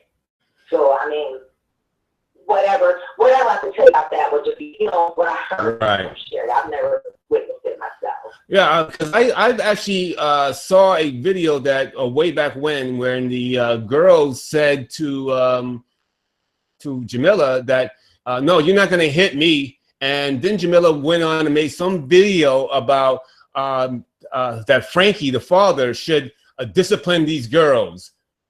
And because the girls stand up to her about the hitting, I guess the not spankings, but I guess it's hitting it when the girls are 13 or 14, it's hitting. It's not spanking anymore. I mean, you don't spank a grown teenager. So so she's upset about that. But I'm just wondering if because I know she's been violent in her life. So let's say with the violence, you know about how much violence is going on?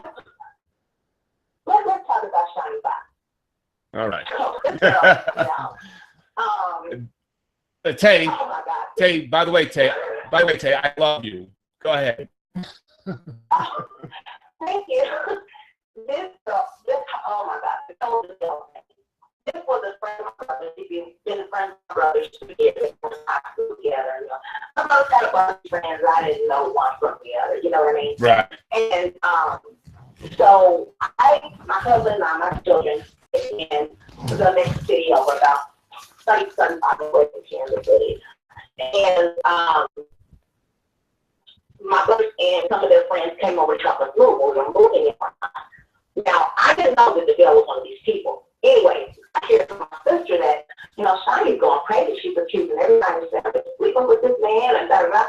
And say she's being a truth celebrity. She's having a whole relationship. I'm like, I don't know the man. I don't know the man, This went on one time. This girl was at my house. So we moved out to the suburbs. My husband, we moved out to the suburbs. Right. This girl commenced to come over my house on Easter. She thought she was going to stand outside of my house, yelling, cussing, and calling everything but a child of God. I'm like, Shiny, you need to leave. Just straight out, you need to leave my house. I go back inside and start playing cards again. 5 minutes later, somebody said, girl, Shiny's still out there. No, she's not. She was still out there. I went down there and I said, listen, bitch, I'm not one to fight. But I tell you what, if you want to fight, get your ass out of that car. Get your ass out of that car. She wouldn't come out the car, so I commenced to pull her hair and drag her ass out of the car. How about that? Right. There was another time when she was one of the times she was intimidating her mother, and I went over there like, Shiny, she's a dog. So I don't know why she thinks that she can say these things. It's not a big deal. So she stopped bothering me. She stopped bothering Cherie when I was around because as she put it, I was more tired. I don't know what you think you're going to say to somebody and not going to hit them out, but you're not going to say to me about that. So history of violence, yeah, I don't know how long it started. She wasn't that way when I was supposed to be younger. Right. But she doesn't want to fight. She has a history of whining, history of crying all the time. She called her a crybaby when she was little. So she's doing the same thing. She's doing the same thing that she did then. It's just presenting itself in another way. She's still that little rat that nobody wants to play with. That is perfect, because that's what I see. Some of this acting out as that whiny little kid that is not getting attention, wants to be picked up and given a bottle to. That's what I see. That's what I see in her. Well, she did get attention. Like Cherie said, her dad was so beautiful. I had three brothers and sisters, and she was an only child. I used to want to go around like, oh, she got Disney on, she got Disney sheets, she got Disney lamp. Dang, really was like that. And I was little, I'm like, oh, it's so nice over there. And, and she, everything that Cherie said is true. They were close. They talked about the other shit in the business since she had incident 43 years ago, but she was extremely sensitive. She never learned to drive because of it. And so, she catches the bus everywhere she goes. See, I can't even really pinpoint when these things start to get out of hand. But I tell you what, it started with the boy when she's pushing baby stroller. Then it's only until she finds a new new victim that she will.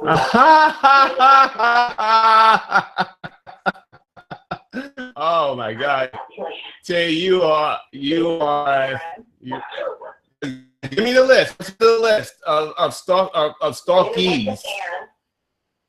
It went to Aaron, and I don't know if she's ever talked about her friend Lorraine or Tiffany or. Yes, she has. I don't know.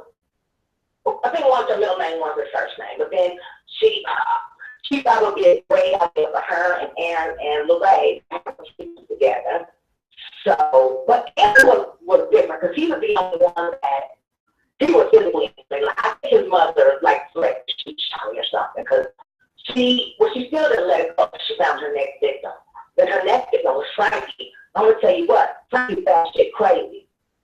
Anybody that believes needs to be institutionalized.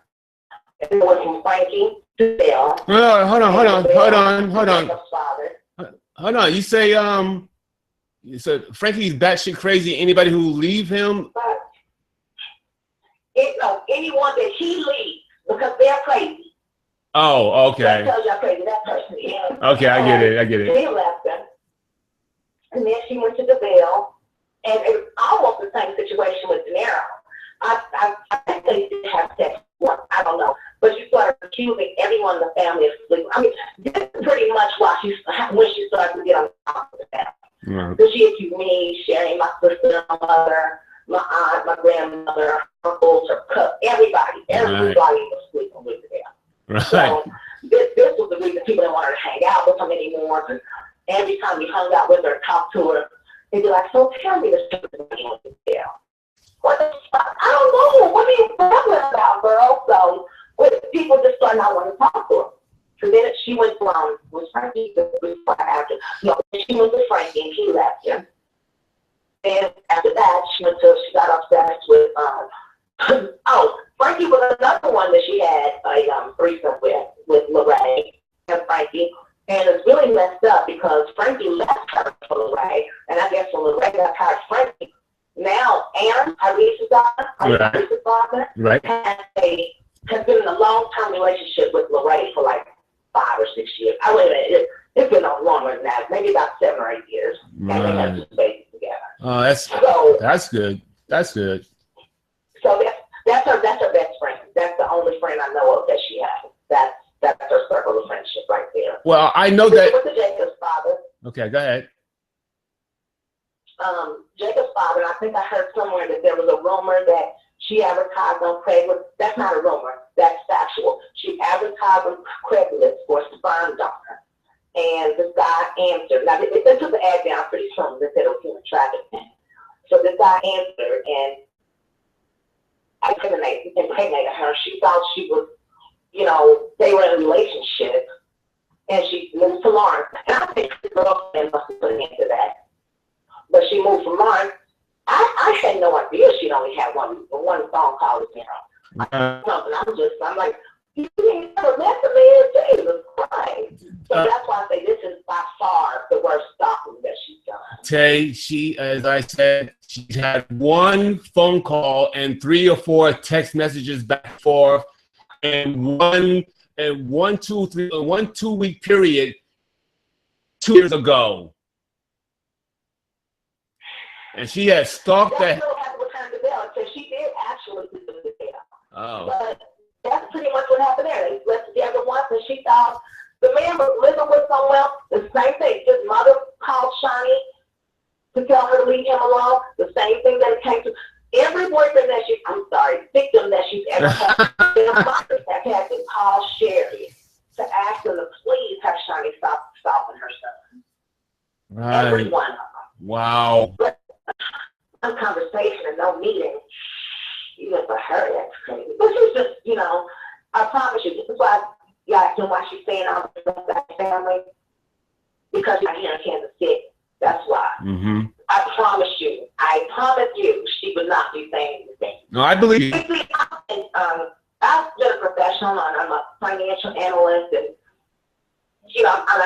actually do contract work, soft work for different companies right now.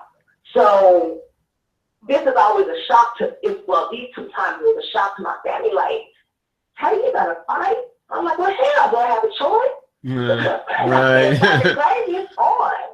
You know what I mean? And you know, I have daughters and I have 5 grandkids. Do I have 5? Yes, I have 5 grandkids. So, you know, this thing, like, he's gonna fight. Right. Her? Yes. Yeah, I mean, I don't know what else I can add unless there was something you want to ask me. I think Cherie pretty much covered everything else. She didn't want to say that about her daughter. Of course. You know, Cherie's in the chat room and she's listening in, so she hasn't said she's actually proud of you. I'm pretty sure. So, I just want to ask you about friends. As you are, I already know the answer to this but I don't know if you know all her friends like Tiffany and Kat. Are you familiar with those friends of hers? No, you know, whatever it is you get out of other people online, I don't get involved in that. Okay. I'm only concerned with what she says about her family. I don't try to figure out what's going on with all of that. That's, you know. Yeah, I know. I copy. No, you've done a great job here. 1 second, I'll write something to the people. What do you think? Do you think that's medically wrong with her? I'm sorry, you're breaking up a bit. What'd you say? Do you think there's something medically wrong with her? Honestly, what she does as she's grown with you, it's just kind of like, yeah, that's shiny, and that's shiny. And then when the thing started with the veil, that we really started to see, wait a minute, something is really wrong here. Like, this is not normal behavior. And even after that, when she started to attend sharing and everything, it really started turning people like, you know what, she needs some psychological help. Like, she has truly lost it. And Cherie tried to have her involuntarily committed, but I'm going to tell all of y'all something. As long as I'm crazy, she wants to think she is. She's much more functional than she wants people to think she is. If you consider this, if she were truly as out of touch with reality and as crazy as she wants people to think she is, how in the world will she be able to get an apartment? Right. How in the world will she how will she be able to, you know, buy or purchase a car? People that have that level of insanity aren't able to function with day-to-day issues like that. Well, so having said that, when she tried to get involuntary committed, she come out to and just speak like she has such good sense. The police are kind of like, well, why are we here? And she's like, oh, you know, I just got to it. So when not to be crazy. You know, I say I agree with you. I don't believe that she's crazy. I believe that she has mental disorder, which doesn't mean that she's crazy. I believe that she suffers from borderline personality disorder, and I also believe borderline. Yeah, that's being really generous. Well, that's. I think she has. As a matter of fact, this woman that. I mean, I don't even want to call her shiny because it's like she's not my cousin. Like, she's so completely detached from reality now. This woman that you all see is not the girl and the young lady that that was raised within this family. Right.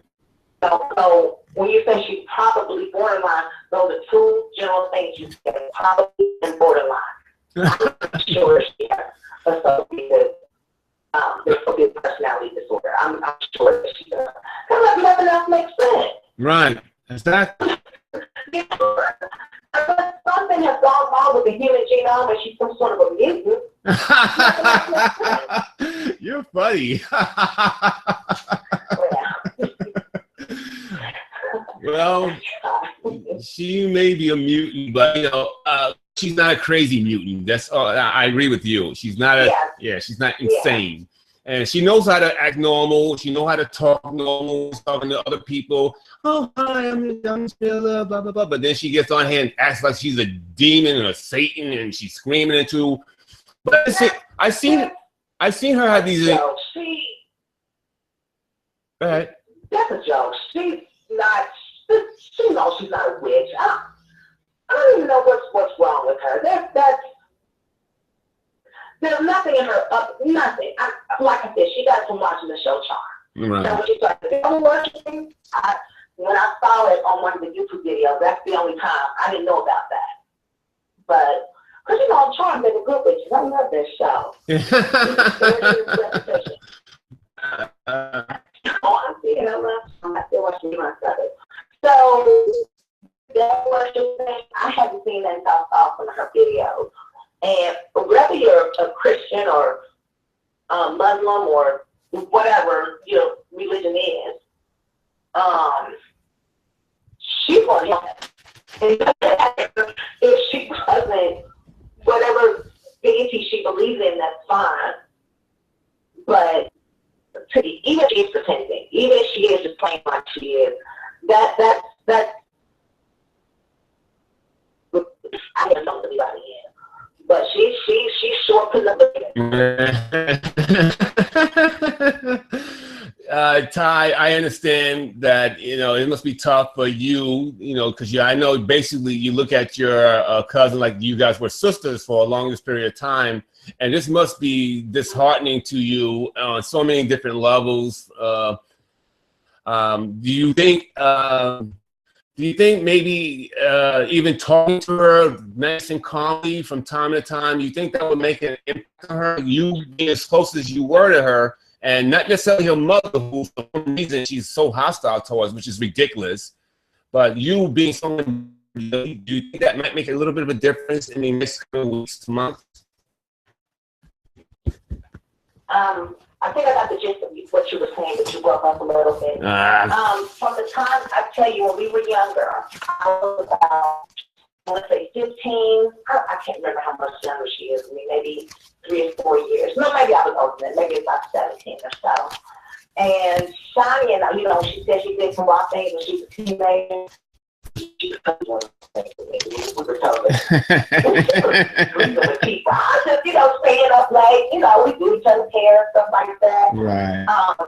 But yeah, she, you know, did what she wanted to do. And I remember one day, Shani got when she didn't want to go to school. She constantly didn't want to go to school. And she was like, and Sherry said, how in the hell do you stay up till 3 o'clock in the morning and get up at 6:30 the next morning to go to school? Right. That doesn't even make any sense. And I thought, you know what, she's right. I mean, she's talking Johnny's up there.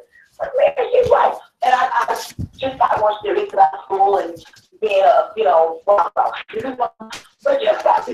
being going to school and kind of making a career for myself. Good. You know? And that's pretty much where we parted. That's pretty much where I passed parted right then. So having said that, when I was married, I lived, like I said, in another city. And when my sister was telling me all this stuff about the jail, I had the same thought that you had right now. Oh, she doesn't need to talk to her. She's just, you know, she's just beside herself. She doesn't want to understand her. Maybe she just needs a friendship. Maybe she just needs someone to talk to, and she'll stop obsessing on this man. What happened? She accused me of something. Yeah. So, and not only did she accuse me in front of my husband. Thank God he knew it wasn't true, but she didn't know that. You know, I mean, she didn't know when he and I had to talk about this. It's like, dang, one of them got shot. She didn't know that far. She knows I'm starting messing with this man, and she don't tell her damn husband. What the fuck? Right. What the fuck? So, I have tried to reach out to her, but even before she got this far, she was so obsessed with, at the time that I thought I could have helped, she was so obsessed with this thought that I was having sex with them, that to her, I was the enemy. I was just somebody else that was, you know, messing around with them. Yeah. So, and now I see what she said. She said things like, oh, I realize now that it didn't have anything to do with the veil. It was y'all were putting stuff in my head and making me think you were sleeping with the veil. It's like everyone told you they weren't sleeping with the veil. Right. Like, this is so, it doesn't even make any sense. It's like, what are you talking about? So during that time where she may have gone off the deep end, to her I was an enemy because to her I was sleeping she tried to talk to her, that's kind of the same response that she gave him. Or why are you so concerned about her? Are you sleeping with her? And she would say, like, I know you. You know, just crazy. Wow. Seriously, just crazy things. Yes. So you don't think having a word with her now would do any good? I tried. I reached out to her. I didn't have her number, but when she left me that voicemail, I had her number, and I just called. I left her voicemail and said, "Hey, Cheyenne, to say, you know, I saw that you called, so give me a call. Maybe we can catch up." She never called me back, and I called her again the next day. And the next time I called her, she had Jacob answer the phone, and I realized that all she wants to do is yell at people. She doesn't want to give a response. She doesn't want to hear a response. All she wants to do is attack. And I noticed that sometimes when she's on some of these other shows and people say things to her that she just starts screaming and you know, just act like she doesn't want to accept. I want to say she doesn't want to accept that she has emotional issues, but I just can't see how she would know that. I don't. You know, they say. I guess she thinks her and now have a relationship. Right. And I think even in her heart of hearts, she knows that there is no relationship. She knows that she's been harassed and stalking. I think she knows that, but she won't allow herself to live that life. She won't allow herself to be who she really is, actually who she really is in life. She's a mother of 4 kids, weight issues, some drug and alcohol issues. And she won't accept that truth. She has never liked her truth. And my thought was that ever since she started acting out, or let's say she was molested or something, I think that started from then slowly onward. This problem, these issues of not wanting to be in reality, wanting to be something special and different. And I think that she has a hard time. And you know, disassociative is actually a pretty good disorder. I get a good assessment of what you're saying about her. What do you think is going to be the outcome if no authorities step in to help out the situation? What do you think is the outcome? I don't see a positive outcome from this at all. There's no authorities. I can't. I was thinking about this, not the whole week. No parent had a child taken away from them because of their religion or because of their racial beliefs or whatever. That's alone. Want to have a child taken from someone, and then also if you know the Department of Children's Services don't know it's not their lives, and they're not calling people trying to verify anything like that. And as far as you know, she's just lying on her family. Who cares? That's what people like her do. They make us do it about their family. And when it comes to the kids, because I feel like it should be planned to be homeschooling. How do you do that? 10, 15 hours a day. Right. How does that get accomplished? Right. And all of these things individually may not make an eyebrow, but together, I think that they're not seeing the entire picture, but everyone else is seeing. Yeah. You know, maybe they're watching their videos and like, oh, this is just some drama between her and someone else on the internet. It's no big deal. And they're looking, they haven't seen the devil worship videos. They were so disturbing. I was watching, I had to turn it off. My daughter was scared. It felt like it was putting a weird energy into my living room when I was watching it. And I found it hard to believe that somebody can watch that and feel like these kids are safe. But then you think about all these psychics and tarot card readers and things like that. That's not a reason in and of itself to take someone's child away from them. So I think that until they can truly see the whole story, because I think I've heard other people say that they've reported her, unless they're, unless they're willing to have an entire conversation with someone, not just, oh, okay, we'll investigate, okay, we'll investigate, and looking at these problems in singularly.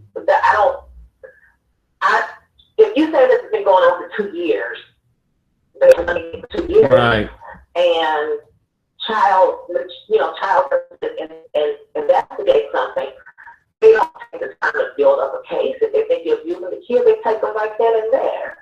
So I don't think they're taking time to build a case. It doesn't seem as though they're willing to go and take the children and inspect the household. You know, but the problem is that I'm gonna guess is that CPS and the foster care system are just overwhelmed with black children that are not wanted.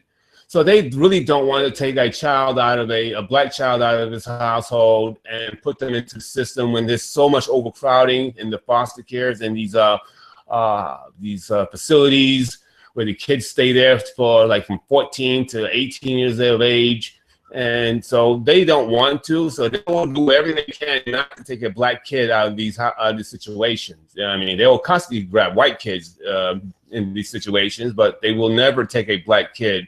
But they'll, unless that kid has got scars and scratches on his face and bleeding at that time, they won't take a black kid and put that kid in foster care. Absolutely not. And I don't think. Well, Atlanta, I know you're not from this country, but Atlanta, Georgia is a very upstanding community. It's a great community for black people. That's when Martin Luther King Jr. started doing marches, things like that. And that is synonymous with having a very forward-thinking direction for blacks. It's basically like a very good city black here. Copy. I get you. So I don't think it would be there. Here, maybe when she moved to Lawrence, maybe, but I don't think it would be an issue in Atlanta, unless they're just so short-staffed. But I tell you what, the reason that I emailed them instead of calling them, so I did call to get an email address. If something happens to her, something happens to those children, then there's going to be a lawsuit for those people because they can't say they weren't made aware of it. They can't say they had no idea this was going on. They can't say any of those things because I can't imagine I'm the only one that actually sent a video. No, you're not the only one. I have myself. I know another lady has definitely sent a video to. I definitely have. I didn't send one to where she's at presently, but when she was in Kansas, I did send to those authorities, and so I just don't think because they can't build a case on her when she's in certain areas, and then she leaves those areas after a couple years. So CPS, having the big picture where they don't want to take black kids out anyway, also can't build a big enough of a case against her to do anything because she's off to the next city, next county, off and on. Well, I don't know how it works where you are, but if a report is made, this is the standard. If a report is made and Child Services goes to check on the report, if they find any part of it to be validated, they put the children right in. There's no building of a case. But at that point, the mother has to build her case for why she should be able to get them back. Okay. That's the way it works. So if they're not even showing up at her house, you know what I mean? Right. And they're already lacking in their responsibility. Okay. That's working. So there's no building of a case. They go there, it's not right, they're getting kids right there. Okay, well, I certainly hope that she calms down in the long run. And I'm gonna. I can't believe it's been going on for so long. I didn't know she was doing this while she was in Lawrence as well. I didn't know that. Yeah, it's been starting since, it's been worse since I think she found online, the social media world where she can reinvent herself and be something fantastical to each new person that comes along, especially if it's a guy, and she can be a fantastical thing and reinvent herself all over again. And it just got worse. And so addicted to online, it's staggering to see a 38 to 40-year-old woman just come to pieces. It's just sad but dangerous. Who does she think is going to want her after they Google her?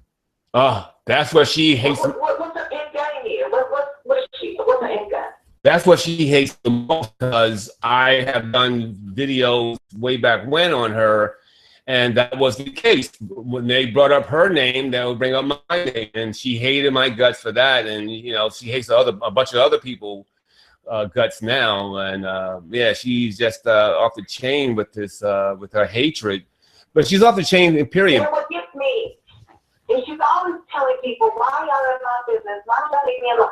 You are the one putting your feet on the show every single day about how messed up you are.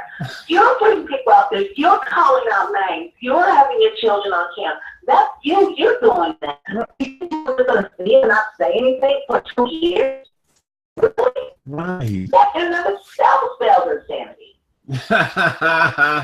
You ain't lying, sister.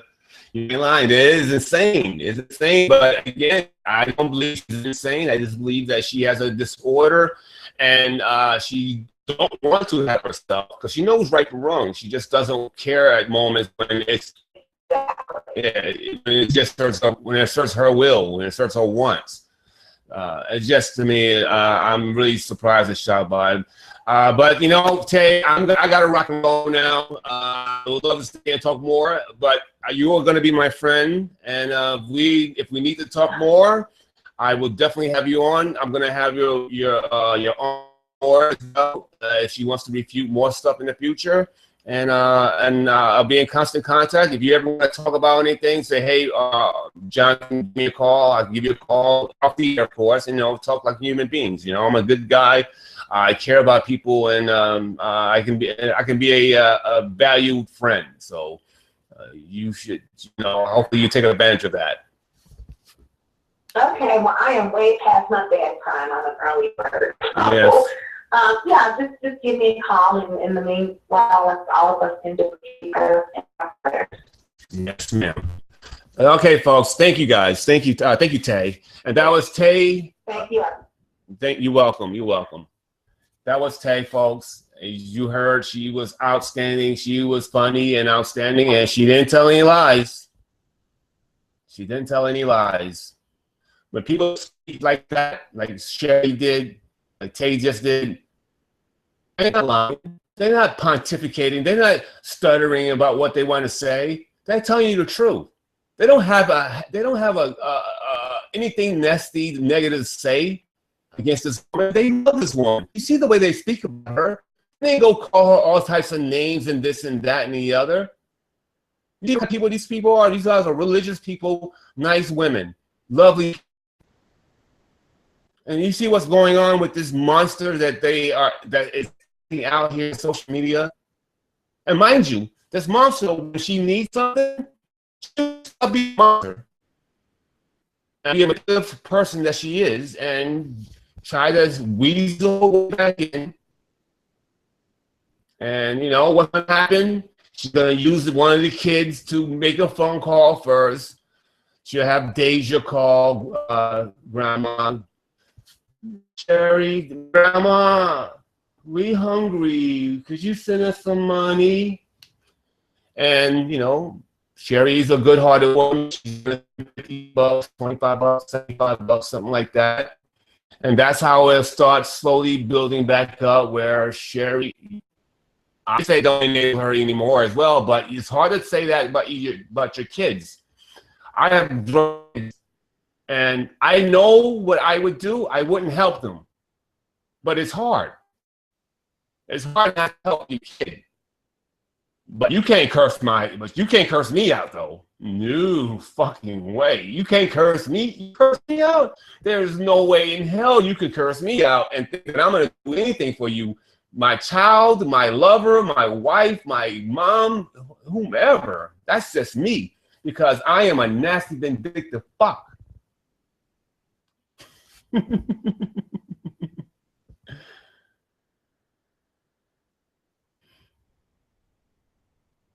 So I'm going to let you guys mingle amongst yourself as I go get my PayPal information up and to send to my friend. So anyway, folks, just in case, well, I'll say goodbye at the end.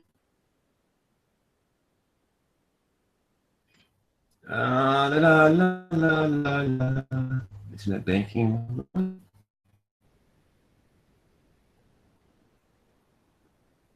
Okay. sister. If I've been kissed by a rose on the bed. Well, I don't know what I can do. Do you have a strong network for yourself? Oh, you're talking about you guys. You guys are talking. I like that. That's good. I am trying to find my PayPal information. Oh, sorry, I have PayPal information.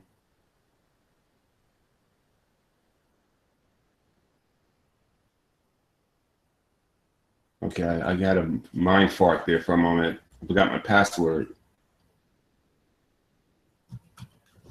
Log on. Just log on. Log on.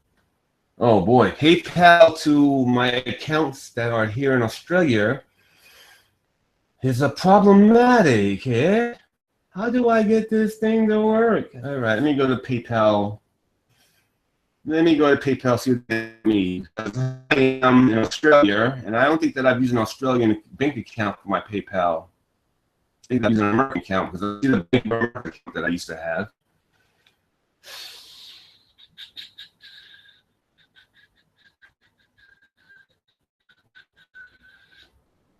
I might have to call PayPal. Shit. All right, I gotta call PayPal, so I might have to say goodnight to you guys. All right, I got stuff to do. I gotta contact PayPal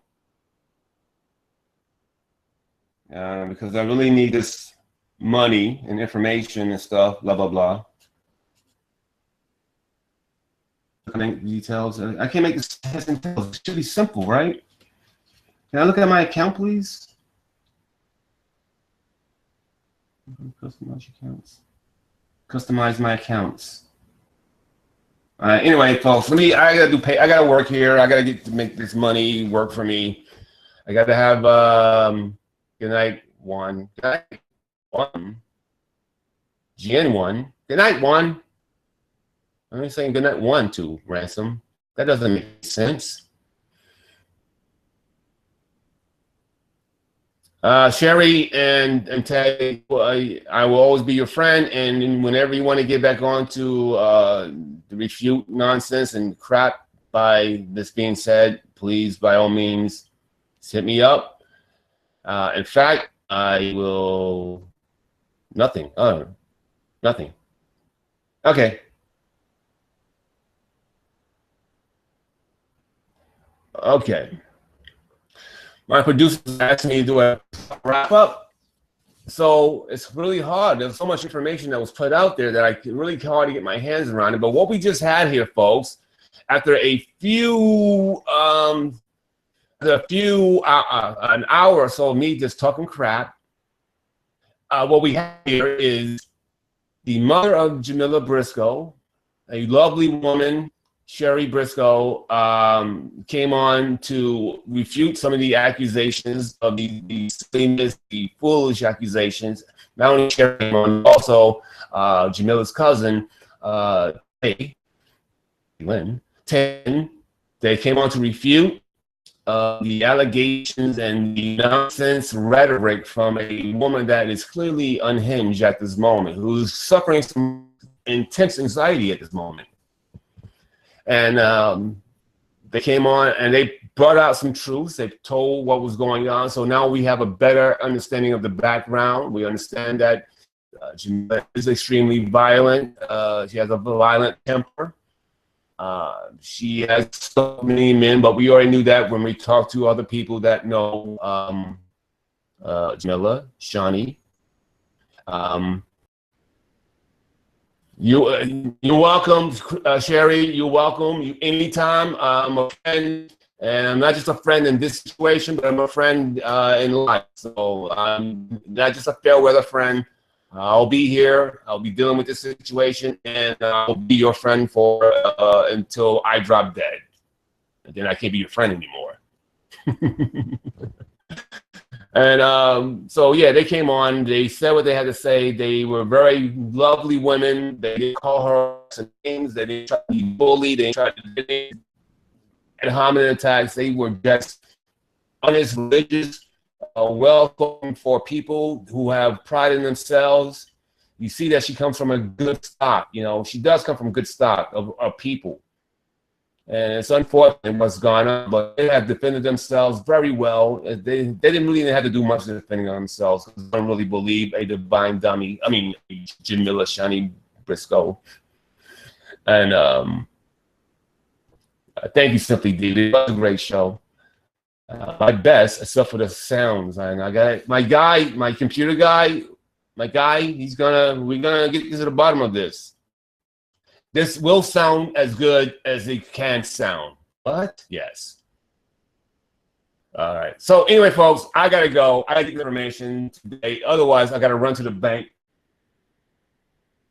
and see what they can do. And then I gotta get back here. All right, I gotta go. I got some things to do. I got a business that I'm trying to get going. And I do love you guys. You guys are tremendous out there. My name is RPJ. This has been the RPJ Show live by way of Johnathan. Thank you. And folks, please enjoy your lives.